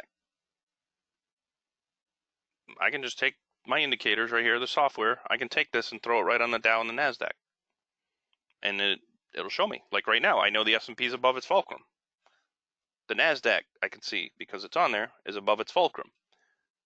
The Dow is above its fulcrum. The Dow and NASDAQ are well above their fulcrum, where the S&P is kind of chopping around its fulcrum. It's coming up, coming down to it, coming up, coming down to it, coming up, coming down to it. So they're building pressure on the S&P for a move. Are we into a ceiling, or are we against the floor? Right? That we don't know. Until they make the move, we have no idea. They hit it with a sell here, so that tells me that they're, based on what I know, that they're trying to tamp the market. You know what a tamping is, right? Right, so when we're holding a bullish, we're holding eights, and they hit it with a sell, that means they're tamping this. They're testing to see how strong this level is. If they were to hit it with a sell and it starts to break, well, you know, kind of like getting on the ice. I don't know where you're in California. I don't know if you get ice over there, but right up here in the Northeast, you walk on a lake, you're not fucking running across that sucker, right? Especially in the first part of, late spring, early winter. You're like, I'm just going to test it with my foot. I'm going to hit it with my heel. Is that ice solid, or is it going to break? Yeah, so you understand ice, right? You're not walking out on that fucking ice, right? So I'm on the ice. I'm on the ice. I'm going to hit it. I'm going to hit it to see how strong that is. Do I feel it cracking? Do I feel it holding? Does it seem pretty solid? Right? Well, if it's solid, guess what? It's got to come up a little. I'm still not committed that this is all solid. I'm not committed that, this is a great area yet. I need to test it some more. I need to see if this is truly solid. And if it is, then this zone going forward is going to be our support area. As long as this area holds, 8s and 9s hold, then we have strength to move to the upside. Right now, they're not sure. It's just being tested. They haven't committed. When they come in with a buy, boom, they've committed. They believe 8s and 9s are solid. So you can build on that. I can walk on that. I can get my skates out. I can get the pucks, my sticks, and the goalie nets out there. And we're gonna play fucking hockey on that shit, right? It's strong enough for that. I don't have to think about it, right? Right now, we're just out there testing it. I'm shoveling off an area and I'm testing to see how strong it is.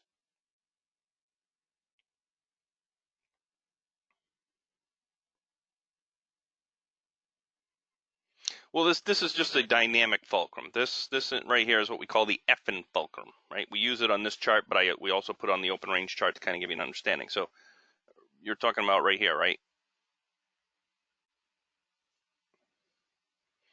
We call it the effin fulcrum, right? So you're gonna love this one, right? So when we first started, making the transition, it was always buy the pullback, right? To where? The fulcrum, right? The dynamic fulcrum. People weren't understanding. I'd get the question, where are we buying? Right? You remember that? I don't know if you remember that, but it was, where are we buying? You're just buying it. Buy the pullback, right? Buy the pullback, right? So we got to the point where everybody was like, I don't know where to buy. I missed a trade because I don't know where to buy. It's the effing fulcrum. Buy the effing fulcrum, right? So that's where the name came from, right there, effing fulcrum.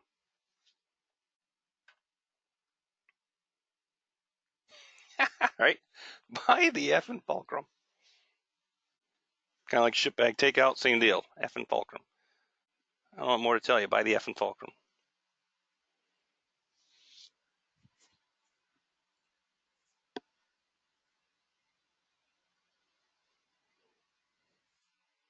So like I said, right now, unfortunately, the volume is so slow, there's not a lot of commitment happening.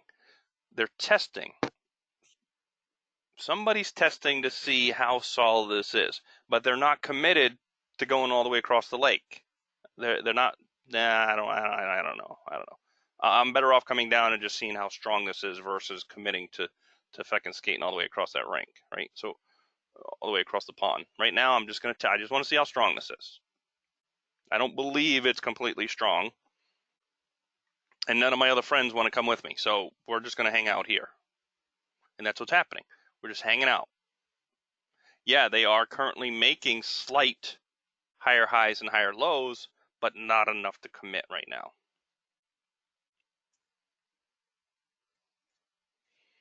And unfortunately, we've got to kind of sit through that.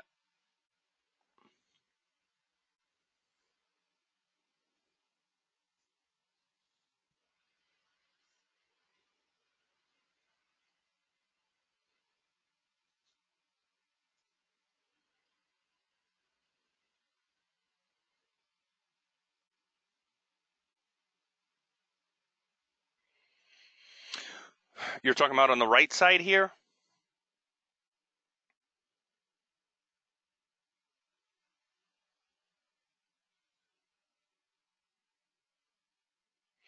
All right. Remember, the right side is just, we're pulling back the curtain, right? This is all behind the scenes, so assume none of this exists. The left side is execution. So we don't use anything on the right side for execution at all. So the target here is if we get above the open range high, right? If we get above the day session high here, right? Then the expected next area for that to go to is 12s. If we get above 12s, 12 quarter right now is a dynamic static level, right? If we get above 12s, where should price go? Doesn't mean there's an entry, doesn't mean there's a trade to there, but these are like static levels. These are levels that get created when the market opens. Okay? Same thing to the downside. You're going to have 3 down targets. So if we take out 5s, the next level down would be, well, all right, this is a little different here, right? So down target 5, that's if we take out the low. So if we take out 5s, then you got 4s, which is just, this is a dynamic, or this is a static daily level, right? This is a market edge here, right? So you have a dynamic F5, then you have a market edge, so 3s and 5s. If we get through that, we're going to go to 2s. That's the expected area. Kind of, yep. Yeah, they're dynamic static levels, support and resistance levels, whatever you want to call them. Yeah. If we get through 2s, the expected level is 9s. Now, I have a bigger time frame chart that I manually use for target levels.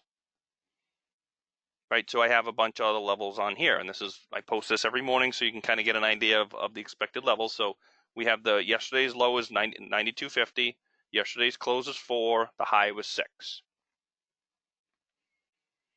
Then I've got a static level at 9s, 16. So if we get above 12s, right? If we get above 12s,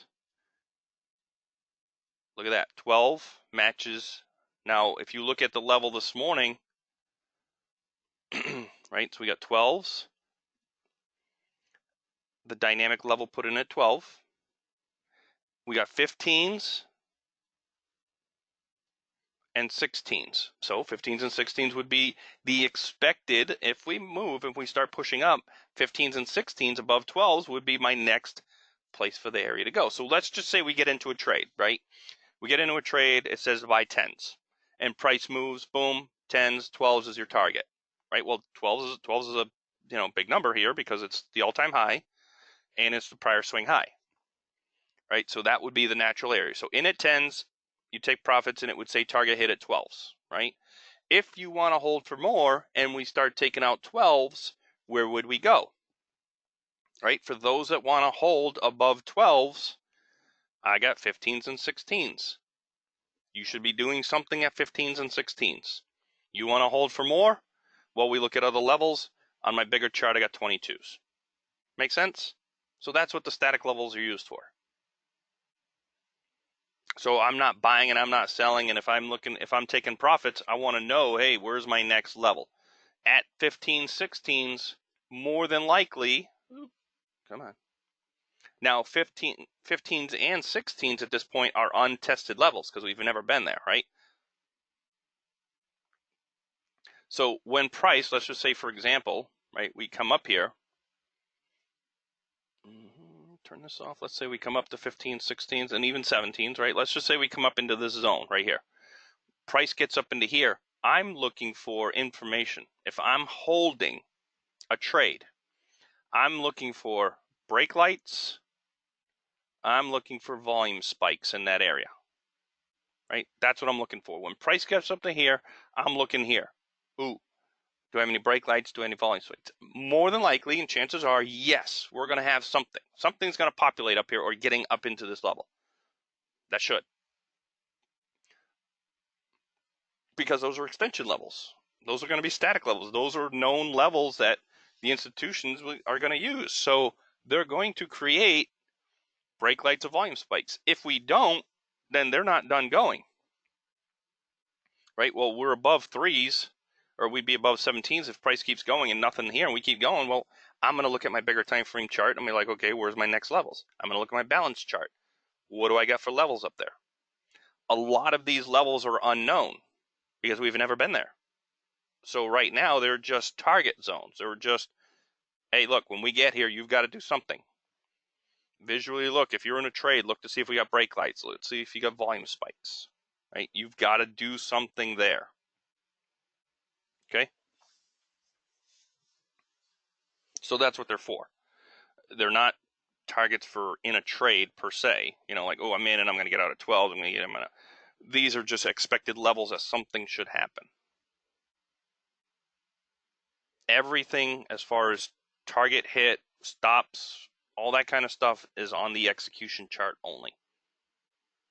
Okay, which is the left-hand side chart. This is going to tell us what to do. The left-hand side chart is telling us what to do.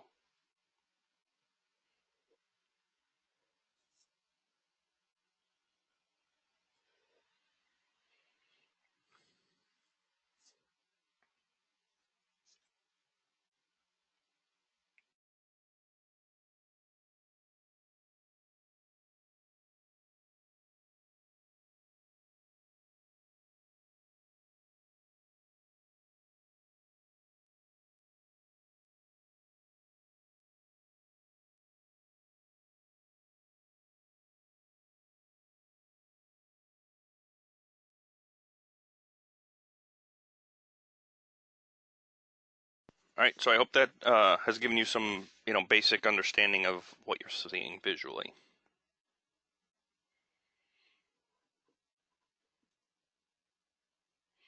It's not again, like I talked about, it's not a crash course, right? There's a lot to do here. It's all about spending the screen time. It's not like you can read one thing and you got it. This takes some screen time. If you're interested in just making some money, we have opportunities, right? You follow the triggers. You follow the stops. There's the auto trade option. We have Striker who can, execute the trades for you, which is, even if you want to manually trade, it's just another avenue to make some more money. You can be doing stuff here and, low risk on this system and low risk on the other, and, they both make you money doing the same thing.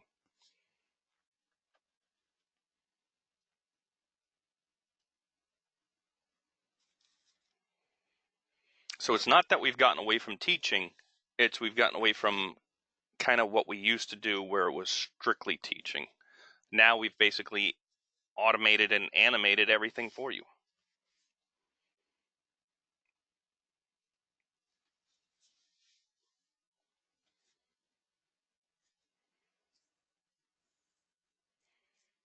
So what's the value of the room? The value of the room is to help you with the software, get an understanding of each thing, because it is a process, right? So that's one thing. The other thing is our, you know, our candor. What me and Joe offer just on our personality alone. Oh shit. Right. Where the hell would you hear shipbag takeout or effing fulcrum? Nowhere else but here.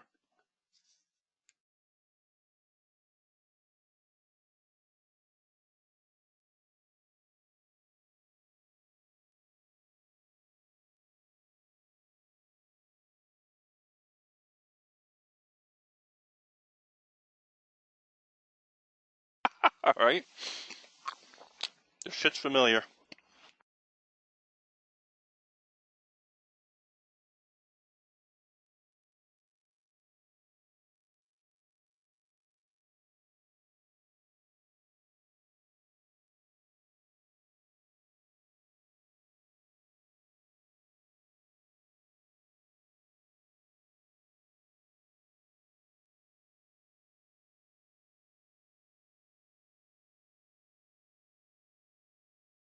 2 o'clock. We get done at 2. Depending on what's happening, if I know a setup's not going to come in, we'll cut it short. Maybe 10 or 15 minutes early, but it's usually 2. Joe runs from 9:30 to 11:45, and I take over from 11:45 to 2 on a daily basis. So.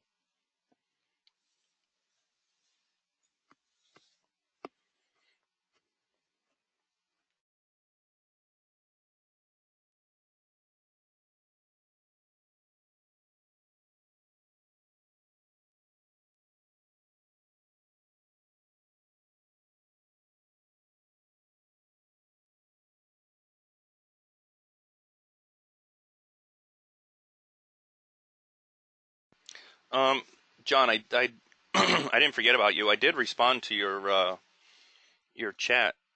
I don't know if you saw that or not. I didn't write anything major. Is that what you were referring to? The what we talked about yesterday?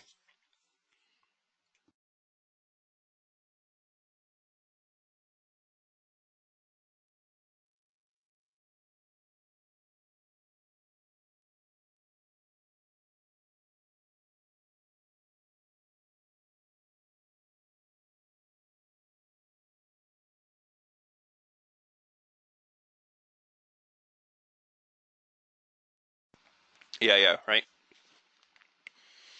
Just don't give in.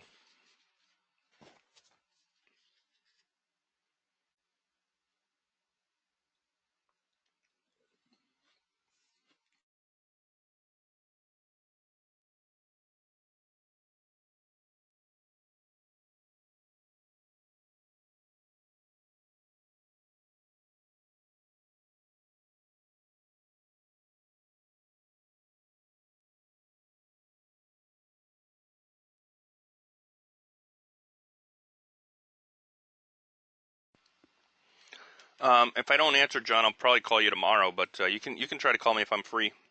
I'm I golf in a league on Thursdays. Oh, thanks, Kevin. I golf in a league on Thursdays, but the guy I'm playing next week is going to be out, so I'm pre-playing him today. And then I got a niece's birthday party later. But you can call if I'm free. I'll talk to you.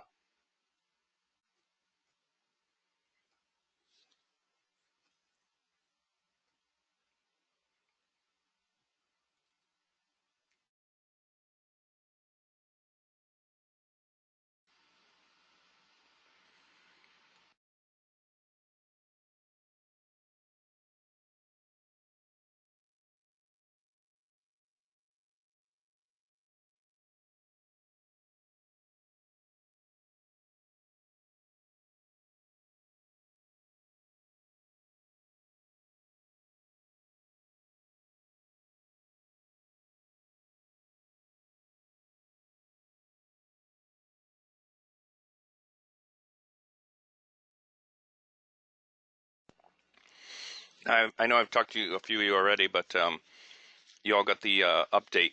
The trade station guys got the update yesterday, right? Everything's working fine. No problems.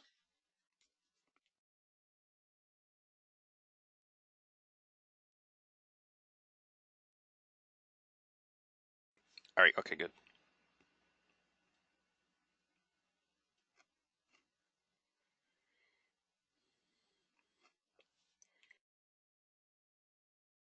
Um, what earlier when you asked about the buy and sells? Yeah, no problem. It always is easier when we can talk about it. I know it's like sometimes a chat can come across whatever, but why is he fucking yelling at me? So I don't mind when I come on, kind of filling you in. It is a little bit easier as it's happening live. Joe doesn't pay attention to the chat sometimes as often as I do, but his mind's all over the place sometimes. So he's back and forth doing all kinds of shit and doesn't pay attention to the chat sometimes. So he'll miss it. So that's why I try to chime in at least to give you some information, and I'll follow up with. I'll go over it if you remind me. I'll go over it if I forget when I come on. Even though it is hindsight, it's still getting that little education, and then having it on video later is always good. So the chat is never in the in the recording or in the video. So it's like if I'm responding by chat, that's great. You get it at the moment, but it's not something that you can kind of go back and review. So that's why if you've got questions and you really want to get good review, I'll do it when I come on.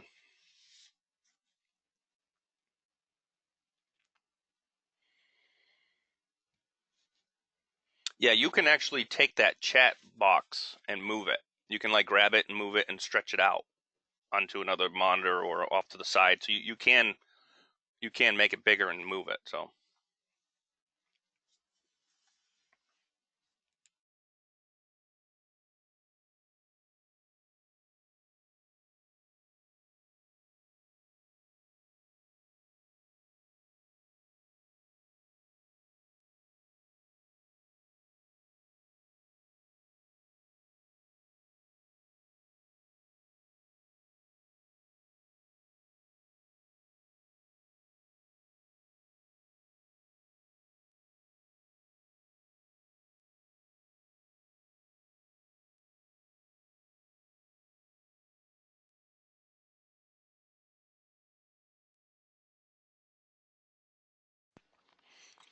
So Ramen, you got to be doing some pretty good trading with this with a lot of this range action we've seen the last couple of weeks. Getting some pretty good scalps in, I'm sure. Yeah, buddy. When it gets slow, I get a little nervous when the volume gets slow because a lot of times you'll be in a trade and it's slow, all of a sudden they'll hit it with a program and it's like, fuck, I knew that was coming. So I'm always hesitant. I'd rather have it trading a little faster than what we're seeing when I do some of those advanced setups, but they're still there. I mean, you can make some, scalps and, depending on how big it is, point and a half, 2 points here and there. And there can be a bunch of them. I just hate when it's slow. The slow market makes me nervous.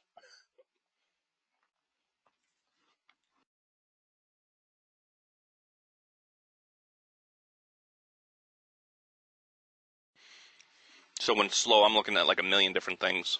I'm looking at the Dow, the NASDAQ. I'm looking at this. I'm looking at that. I'm looking at the bigger picture. I'm like all over the fucking place.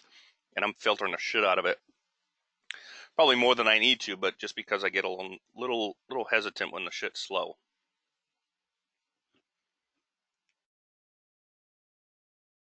It's almost like I'm sitting there waiting like what am I missing?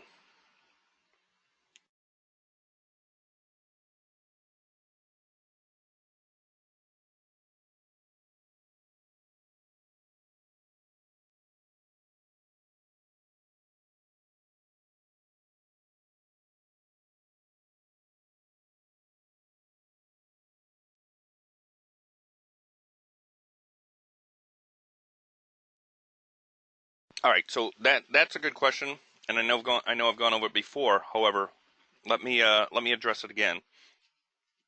Remember the whole concept of a trap trader, right? Let me just kind of scroll this down here. The concept the original concept and the idea of a trap trader is, let's just say you got a market that's trending. I always use the upside. I have a bias to the upside, apparently. I just think it's easier to draw on the upside. So basically what a trap trader is, Raman, is you've got an up move. Like, so let's just say this is, the third or fourth move, right? Assume to the left that this keeps happening, right? And then they kind of do one of these where they'll make a swing high, and then they come down, whether it's a, minor structure where they'll come down, make a lower high, a higher low, but then they'll make a lower high. Or if they just come down and they kind of do one of these, almost like a broadening pattern, like a deep pullback kind of thing.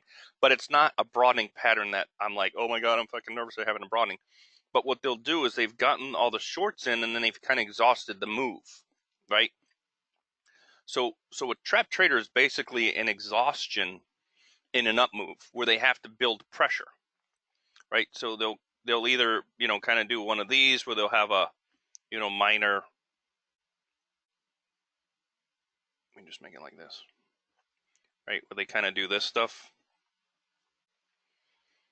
and they're building pressure. So they're attracting the sellers, right, to get into this because it's an up move, right? So we're looking to trap the shorts in here, and then they come up, bars turn color, that kind of stuff, right? And then they come up and boom, they catch them, and then you get in on that early move on the pullback. Bars change color, dots, buy the pullback, bam, there you go, right? Buy program comes in, there we go, right? This is the concept. This right here is the concept of the trap trader. It's after a trending move, whether it's a down move or an up move. Come on, oh, let me draw, right? So it's after an extended move. They have to, you'll either see brake lights or volume spike or whatever, and now they have to kind of attract more sellers in. So they're almost like tricking the sellers to get back into the market. Oh, look, it's too high, I'm shorting it, right? Those guys. And then they catch them. That's what it's designed for. In a range, it can be done, but it's not. It's always like you got to look at what has the market been doing before the setup. Can it work in a range? It can, but that's not really what it's designed for. Does that make sense? So if we were trending and trending and trending, kind of like almost like a slope of hope type day or something along those lines, and then we've gotten to an exhausted move, and then they pull back, attract the sellers, and then boom, they get them in. Those are the ones that I get excited about. Those are the ones I'm like, yes, come on, buddy, because I know what they're doing. In a range, not so much, because in a range, the bars and dots colors and all that shit can change 100 different times within that range. So it could almost be like false type information. You understand? Yeah, okay. Because if it's slow and it's dragging on and it's ranging like it is, you could get that momentum and that vector to turn colors back and forth and the bar colors change. You're just losing. You're basically just losing momentum is all you're doing. You're not really attracting anything. You're just losing the momentum. So you can get a lot of false triggers, a lot of false setups. So what I say is there's the trap trader setup, but your antennas are up, looking for this, looking for that. However, it's what has the market been doing before then? Have we been trending? Does it look like it's exhausted? Kind of like what I drew. That's what you're looking for. You're looking for it to get exhausted. They got to come back down, attract new sellers to bring it up because it's zero sum, right? That's basically what the deal is. The market's zero sum. So you got to get sellers in for it to go higher. I know that's odd. It's like, what? Why? That don't make no sense, right? Yeah, it's because I'm a fucking scorpion. That's what I do, right? You have to have losers in for the market to go in a certain direction, right? So I need the shorts in for the market to go higher, right? I'm not buying a stock. This isn't stocks, right? A stock, the market goes higher because people are buying it. Futures, the market goes up because sellers are shorting, right? You've got people trapped. Somebody's in the wrong position. You know what I mean? So that's kind of what you got to keep in mind is understanding it's, yes, the structure piece, but understanding what has the market been doing prior to the setup. Can they work in a range? Yes, they can. Not as good as if we were trending and we've gotten to an exhausted position and I know that they're attracting sellers or buyers, depending on the direction, right? I know they're attracting the opposite side, and I'm excited. Oh my God, holy shit, here we go. In a range, I'm like, whatever. You can have it.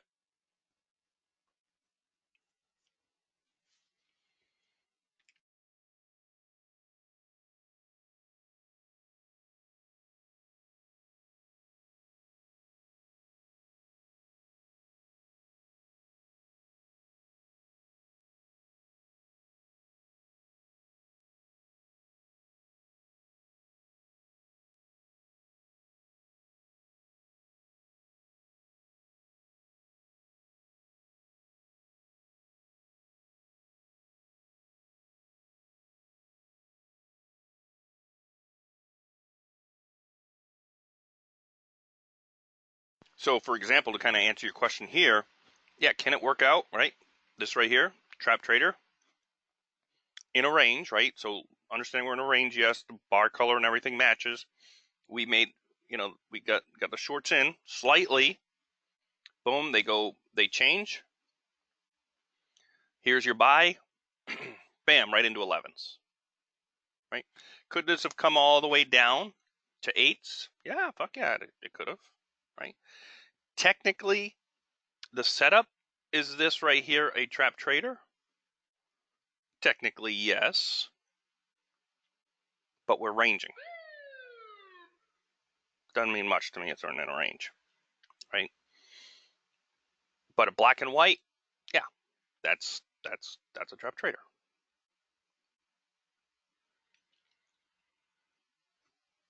right?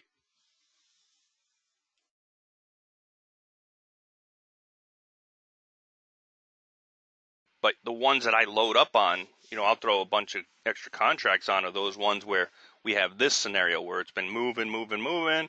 Yeah, buddy, here we go. Come on, my antennas are up. Got you right there. Bam, I'm in. I've loaded this sucker up right here, right? I've just dumped a shitload of buys right here. Bam. And then a buy program comes in, whether it's on the swing high here or on the move, don't care. Boom. Now that thing's off and running. Those are the ones that I get excited about. Those are the ones I'm like, yeah, fucking yes. I can't get enough contracts on that thing.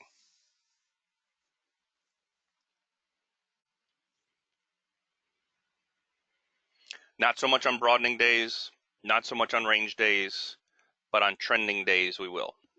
Especially when we have those slope of hopes where they run and then they give those deep pullbacks, not the crazy deep pullback ones, right? Just the normal trending. Okay, here's the deep pullback. Yeah, here we go. Those are the ones I love. Lately, not so many of those.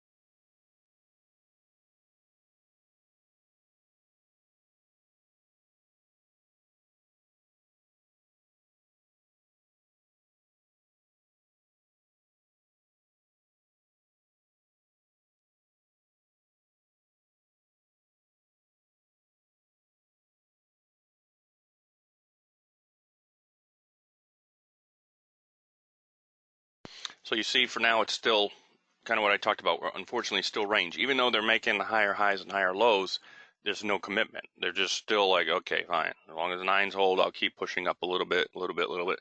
I'm not fully committed on this up move.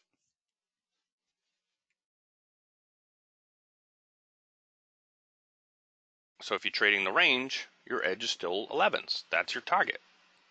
Buy as close as I can to 8s. You got to be out at 11s. That's it.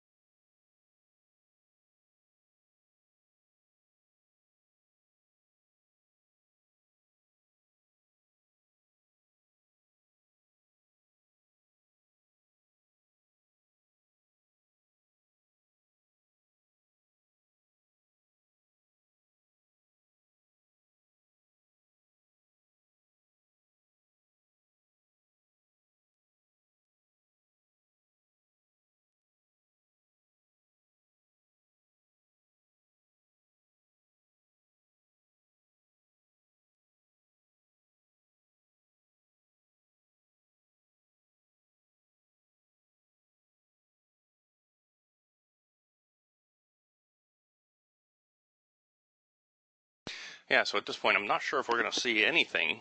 You know, it seems to be the volume is really dried up. Kind of getting dots over here. Like the volumes are not even barely registering down over here. But we'll see what happens if we get where they break it out or something. Who knows what can happen. But this is why you want to be patient. You don't want to be taking trades that don't meet the criteria. Because if you don't get a trade, or you only get one trade a day, and you're trading this like, oh my god, I think it's going to go there, right? There's a lot of us who've done that. I know I've been there. I got the T-shirt. It kind of looks like it's going to go up. I'm just going to take it from here, right? Just trying to do something out of the ordinary, and you get fucking stopped out, or you take a loss, and then there's no other real trades for the day. You kind of like, oh man, I'm freaking screwed, right? So then the mentality kicks in, like I got to make that up. Right, that's just natural. I gotta make up that loss. I can't go home with a loss. That was a dumb trade. So now you make another dumb trade, and then you make another dumb trade.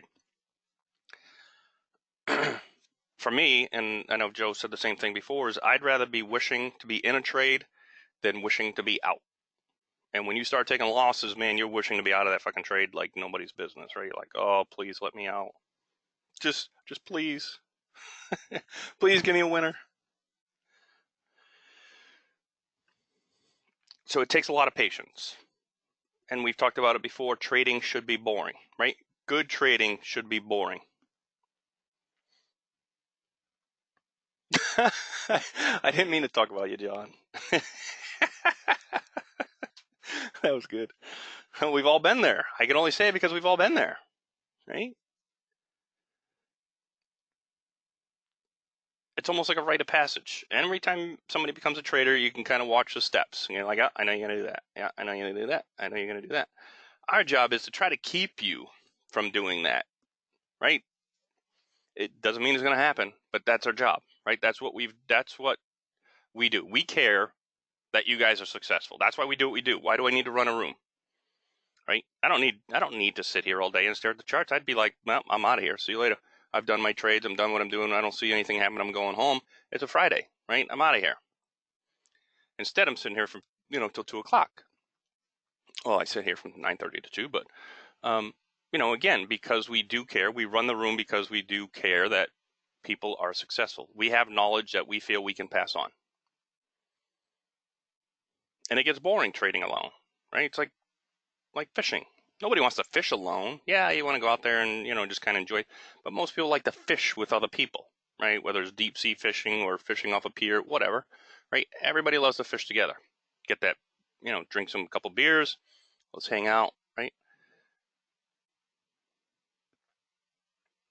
It's just like that. It gets boring. I know Joe's got knowledge that we like to pass on.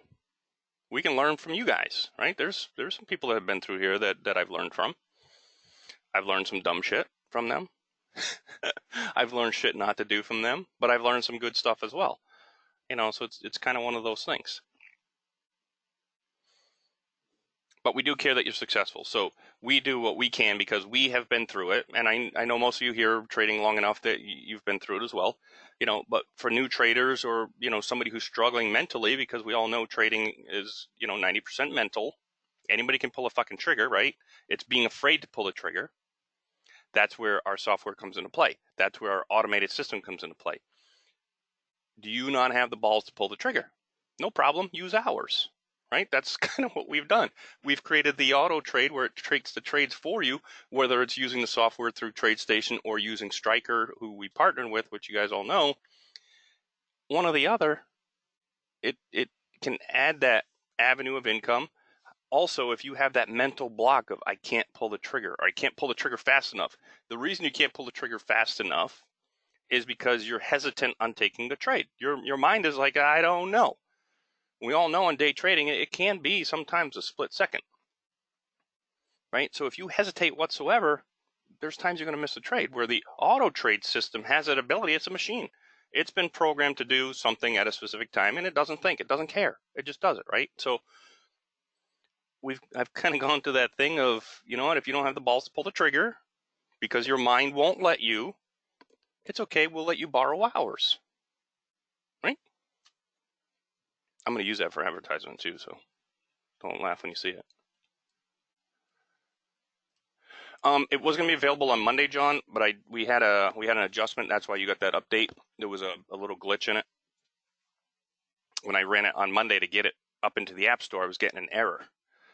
Not on Monday, but I uploaded it on Thursday, and by the time TradeStation was approving it, they came back and said there's an error in it. So I had to get it back to the programmer. So it's fixed, so I'm waiting for TradeStation just to approve it in the App Store again. So once that's done, I'm hoping by Monday, you guys will have it.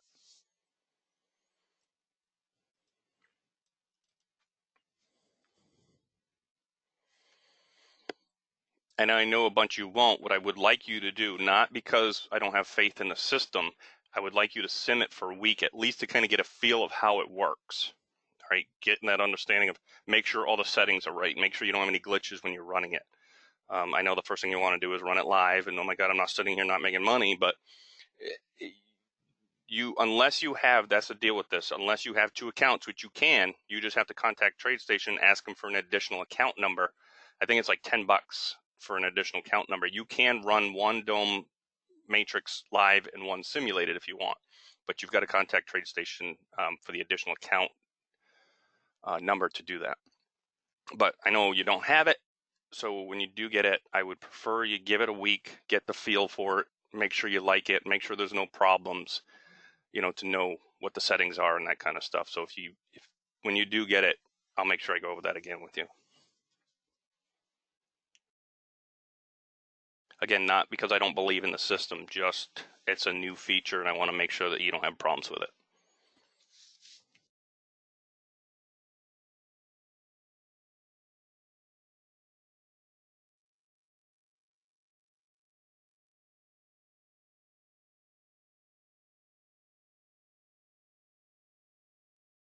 Well, if you turn that on, John, you're not going to be able to manually trade because you'll be in a manual trade and then that thing's going to trigger another trade and it's not. So what you've got to do is you've got to contact TradeStation and get an additional account number.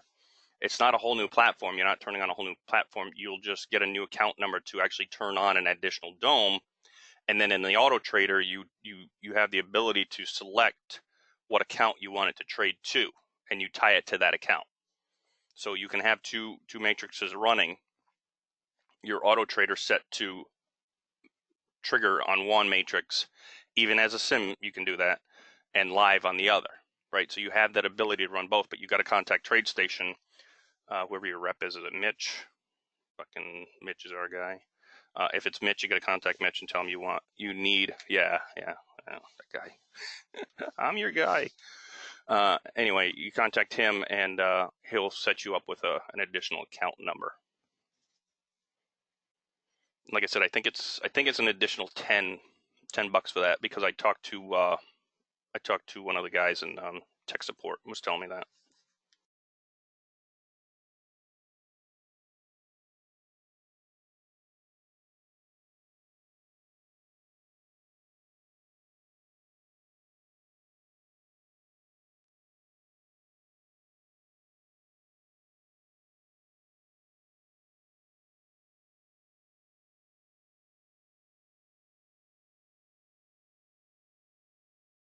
Or you can have two accounts. Like I run a Ninja account and I trade through Ninja as well. I only use it for execution.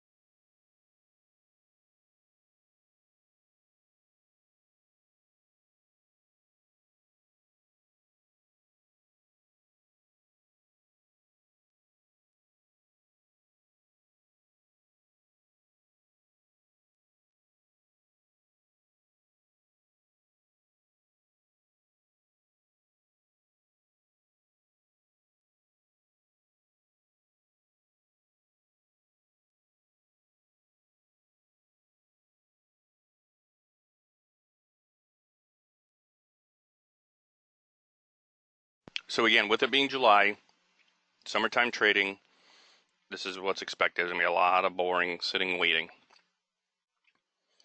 So just be patient. Don't force anything.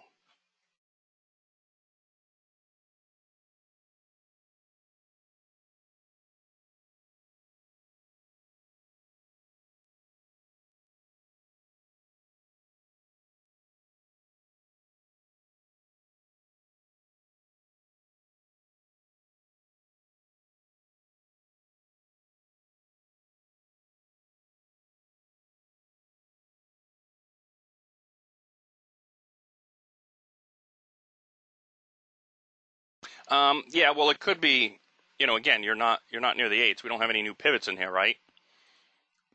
So it can still come down to the eights. It's just gotten really, really slow up in here. We're the volume's died off. Not many people left trading. If you look at the bottom over here, the volume's so freaking low. So you just have to be a little more patient with your entry, right? You have to wait till it gets as close to eights as you can in here.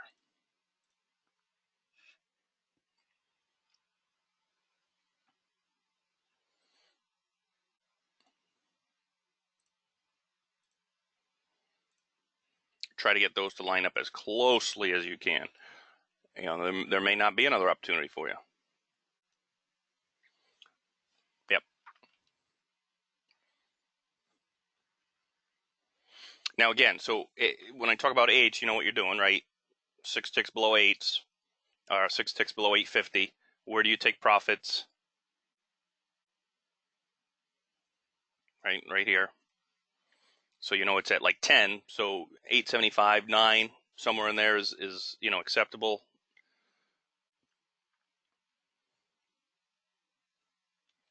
So it may take some time.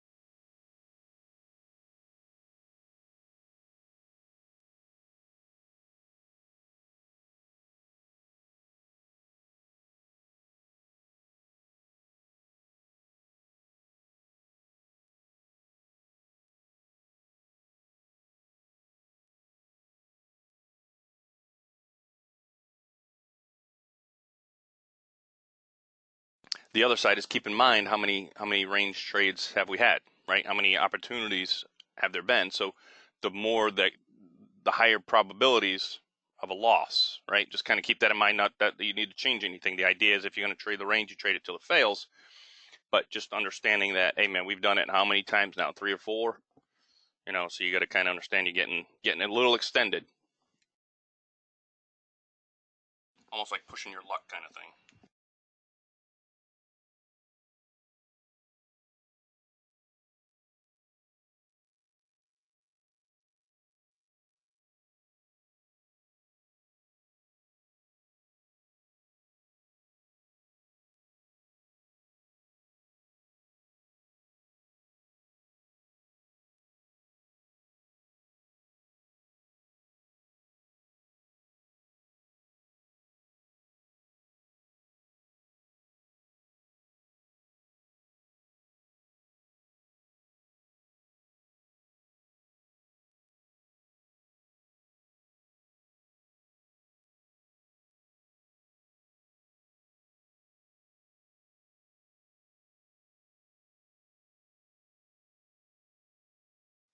The gambler's mentality. One more time.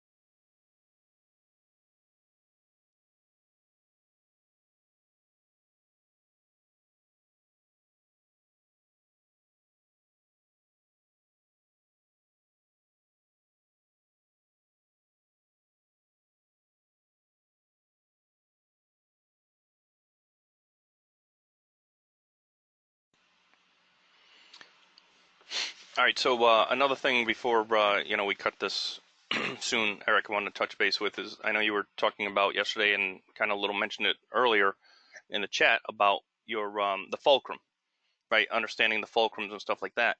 On a range day or on a broadening day, you're going to find that price is going to cut through the fulcrum like butter, right? It's just going to kind of go through. So the fulcrum on those days is not as an area that we put too much emphasis on those days, right? So it's like, oh, hey, as long as we hold above fulcrum, we're trending to the upside.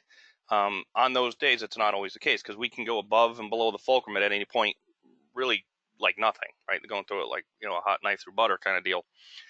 A lot of times the fulcrum ends up becoming a risk-free point. For example, here, let me just kind of walk you through here why I drew the line right here for ramen.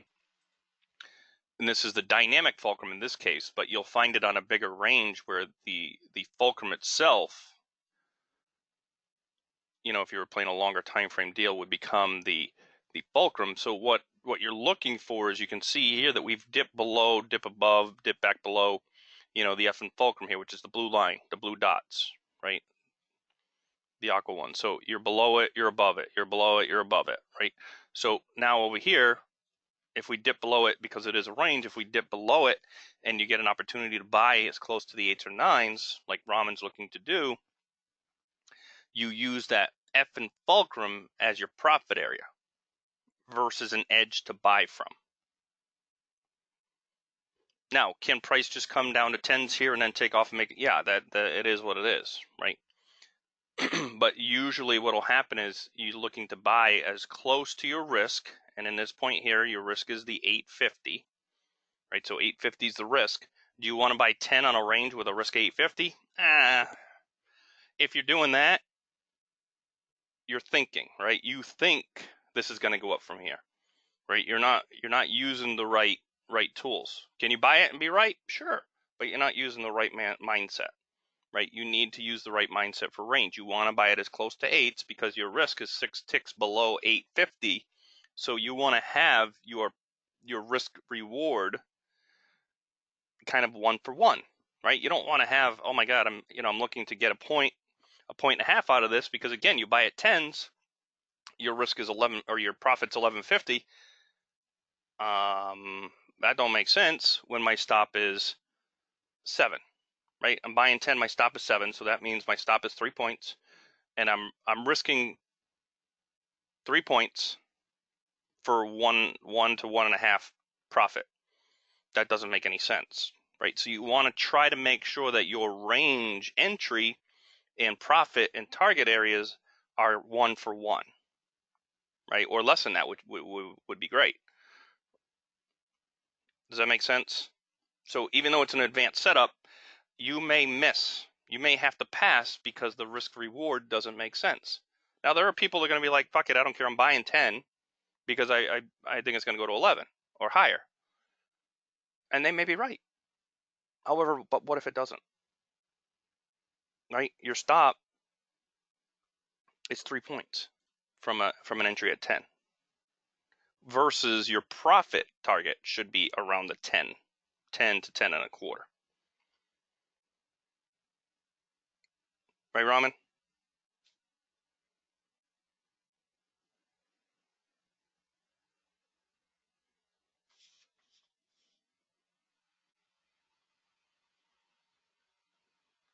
Well, here's what you look for, right? I'll just do it quick. I don't want to get too much into this, but 8s to 11s, right? So let's say you're looking to buy. You're buying the dip. Your stop on a range is 6 ticks below the previous pivot, right? I want to make sure that was off, right? So 850, right? Right here is 850. That's the last printed pivot. These print. We created these to print. So your risk on any long opportunities is 850. So your stop goes 6 ticks below that. Okay, so in this case here, yeah, yep, that's where the range comes in. Now, this one down here at 850s does not need to be. This one doesn't need to be, right? but your SBTO comes in, oh, we're ranging, so I can look back at this. So if this was just 8 without an SBTO, fine, no problem. Either you're still playing it as a range. So if you see an SBTO pop up and you're playing it as a range, your risk is 6 ticks below the last printed low pivot. So in this case here, it's 850. So your stop is 7, right? So your stop is 7 on this trade. So if I'm looking to buy as close to 8s as I can, so my risk is low, where do I need to take profits? Well, my profit area, because we're above and below the F and fulcrum, you're buying below the F and fulcrum. I'm looking to take profits at the F and fulcrum. Do you understand? So yeah, here you want to see this as an SBTO because it's anywhere in here. Really anywhere in here tells you that it's a range, but this one identifies we did not break out of the range. We're still in the range. Okay, so if you're playing alongside, you don't want to play a range when this hasn't populated, because if no SBTO populates, we got a trend. So you want to buy the F and fulcrum. Trigger would come in anyway, right? If you don't have an SBTO up here, you're buying the F and fulcrum with a trigger, not taking profits at it. With an SBTO, you're looking to buy as close to the 850s with a stop at 7 as you can, and your risk-free point is 10.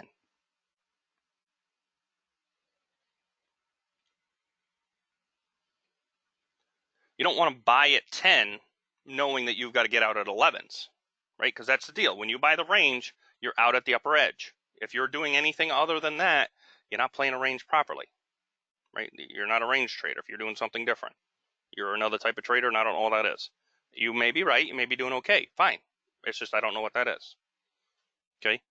But on a range, you want to buy as close as you can to here. You want to take profits at 10s, and you want to get out at 11s. So you want to make sure that your entry is 1 for 1 or as close to 850.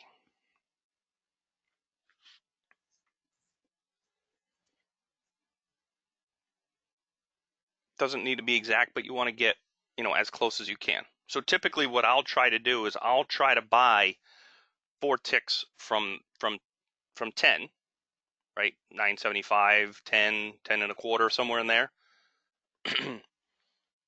As long as my risk is within, makes sense. I don't have a 3-point stop on a range. But I'm not getting in at 10 knowing I'm going to get out at 11s with a stop at 7. That's just dumb fucking trading. Will it go to 10s and rip right up and I missed getting in? Sure. Risk reward didn't make sense. I'm not trading it. Because the SBTO tells me back to 8s it should go, or as close to 8s as it should go, because that's what it does. So, 850, 875, 9 on the high side, take the risk. Take profits at 10. When it puts a pivot, I move my stop. Now I'm going to get out at 11s.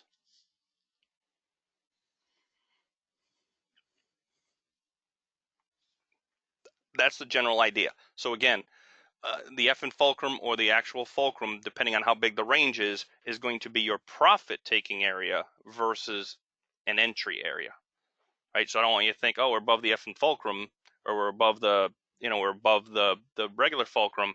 This should be just a buy, and we should be buying at that level and going. No, we're ranging, so it can go above and below it.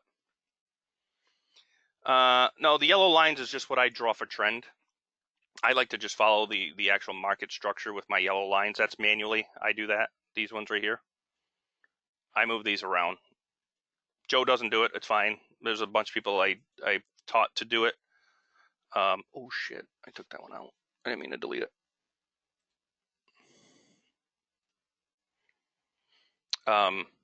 So yeah, it's just what I use for structure because it keeps me centered. It was helping me teach people how to read structure for years, and then I just got so used to it I can't trade without drawing lines now. It's kind of built into my DNA now. So I use it to kind of keep myself centered, to know where the trades are, or not where the trades are, but to kind of get an understanding of structure. Nothing more than that. But as you do that, if you can kind of get in the habit of doing it, and yeah, it can be boring and be like, oh my God, this is so stupid. Why do you do it? You start to see things, right? I know John and Austin and a few others, they draw their lines, and you know, they start to see things. At first, they were like, I don't know how you're seeing that. If you're drawing the lines, you kind of see structure. You can almost like see the trees through the forest. Things become clear. You're like, oh wow, if I didn't have any lines on it, this would look like shit. Yeah, Ramen, nice job today, man. I know if you range trade it, you did just as good as I did, I'm sure. Probably a little bit better because I filtered a few, but yeah, man, we'll take it. No actual triggers, but hey, it's all right. Better than being in a loss. We'll see you on Monday. So yeah, if I were to pull the lines off my charts, which you probably, if you're looking at your charts, without lines on them, you're probably like, you may be able to see it, but it might look a little jumbled together. Versus if I'm drawing lines through, especially when you have all this garbage, kind of the way it's moving. See how you can see the structure? Let me get rid of some of my crayon work here. Hang on.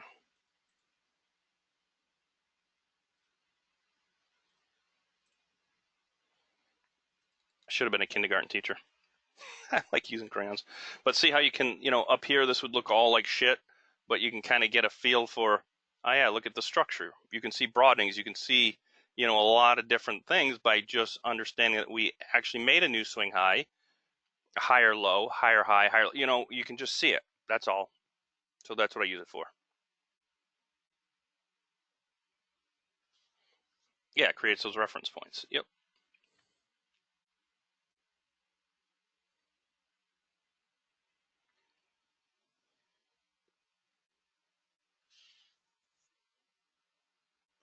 All right, John, have a good weekend. I will try to hit them straight. Drink a few beers while I do it.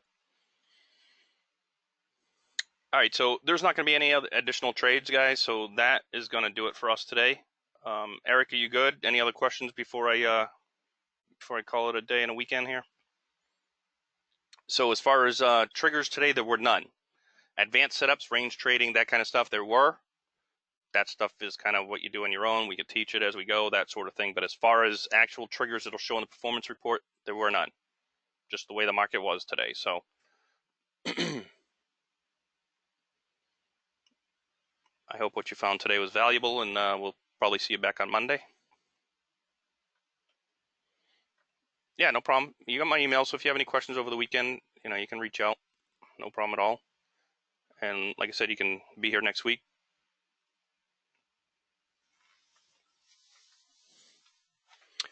All right, so if there's no other questions, guys, everybody have a fantastic weekend. We will see you on Monday.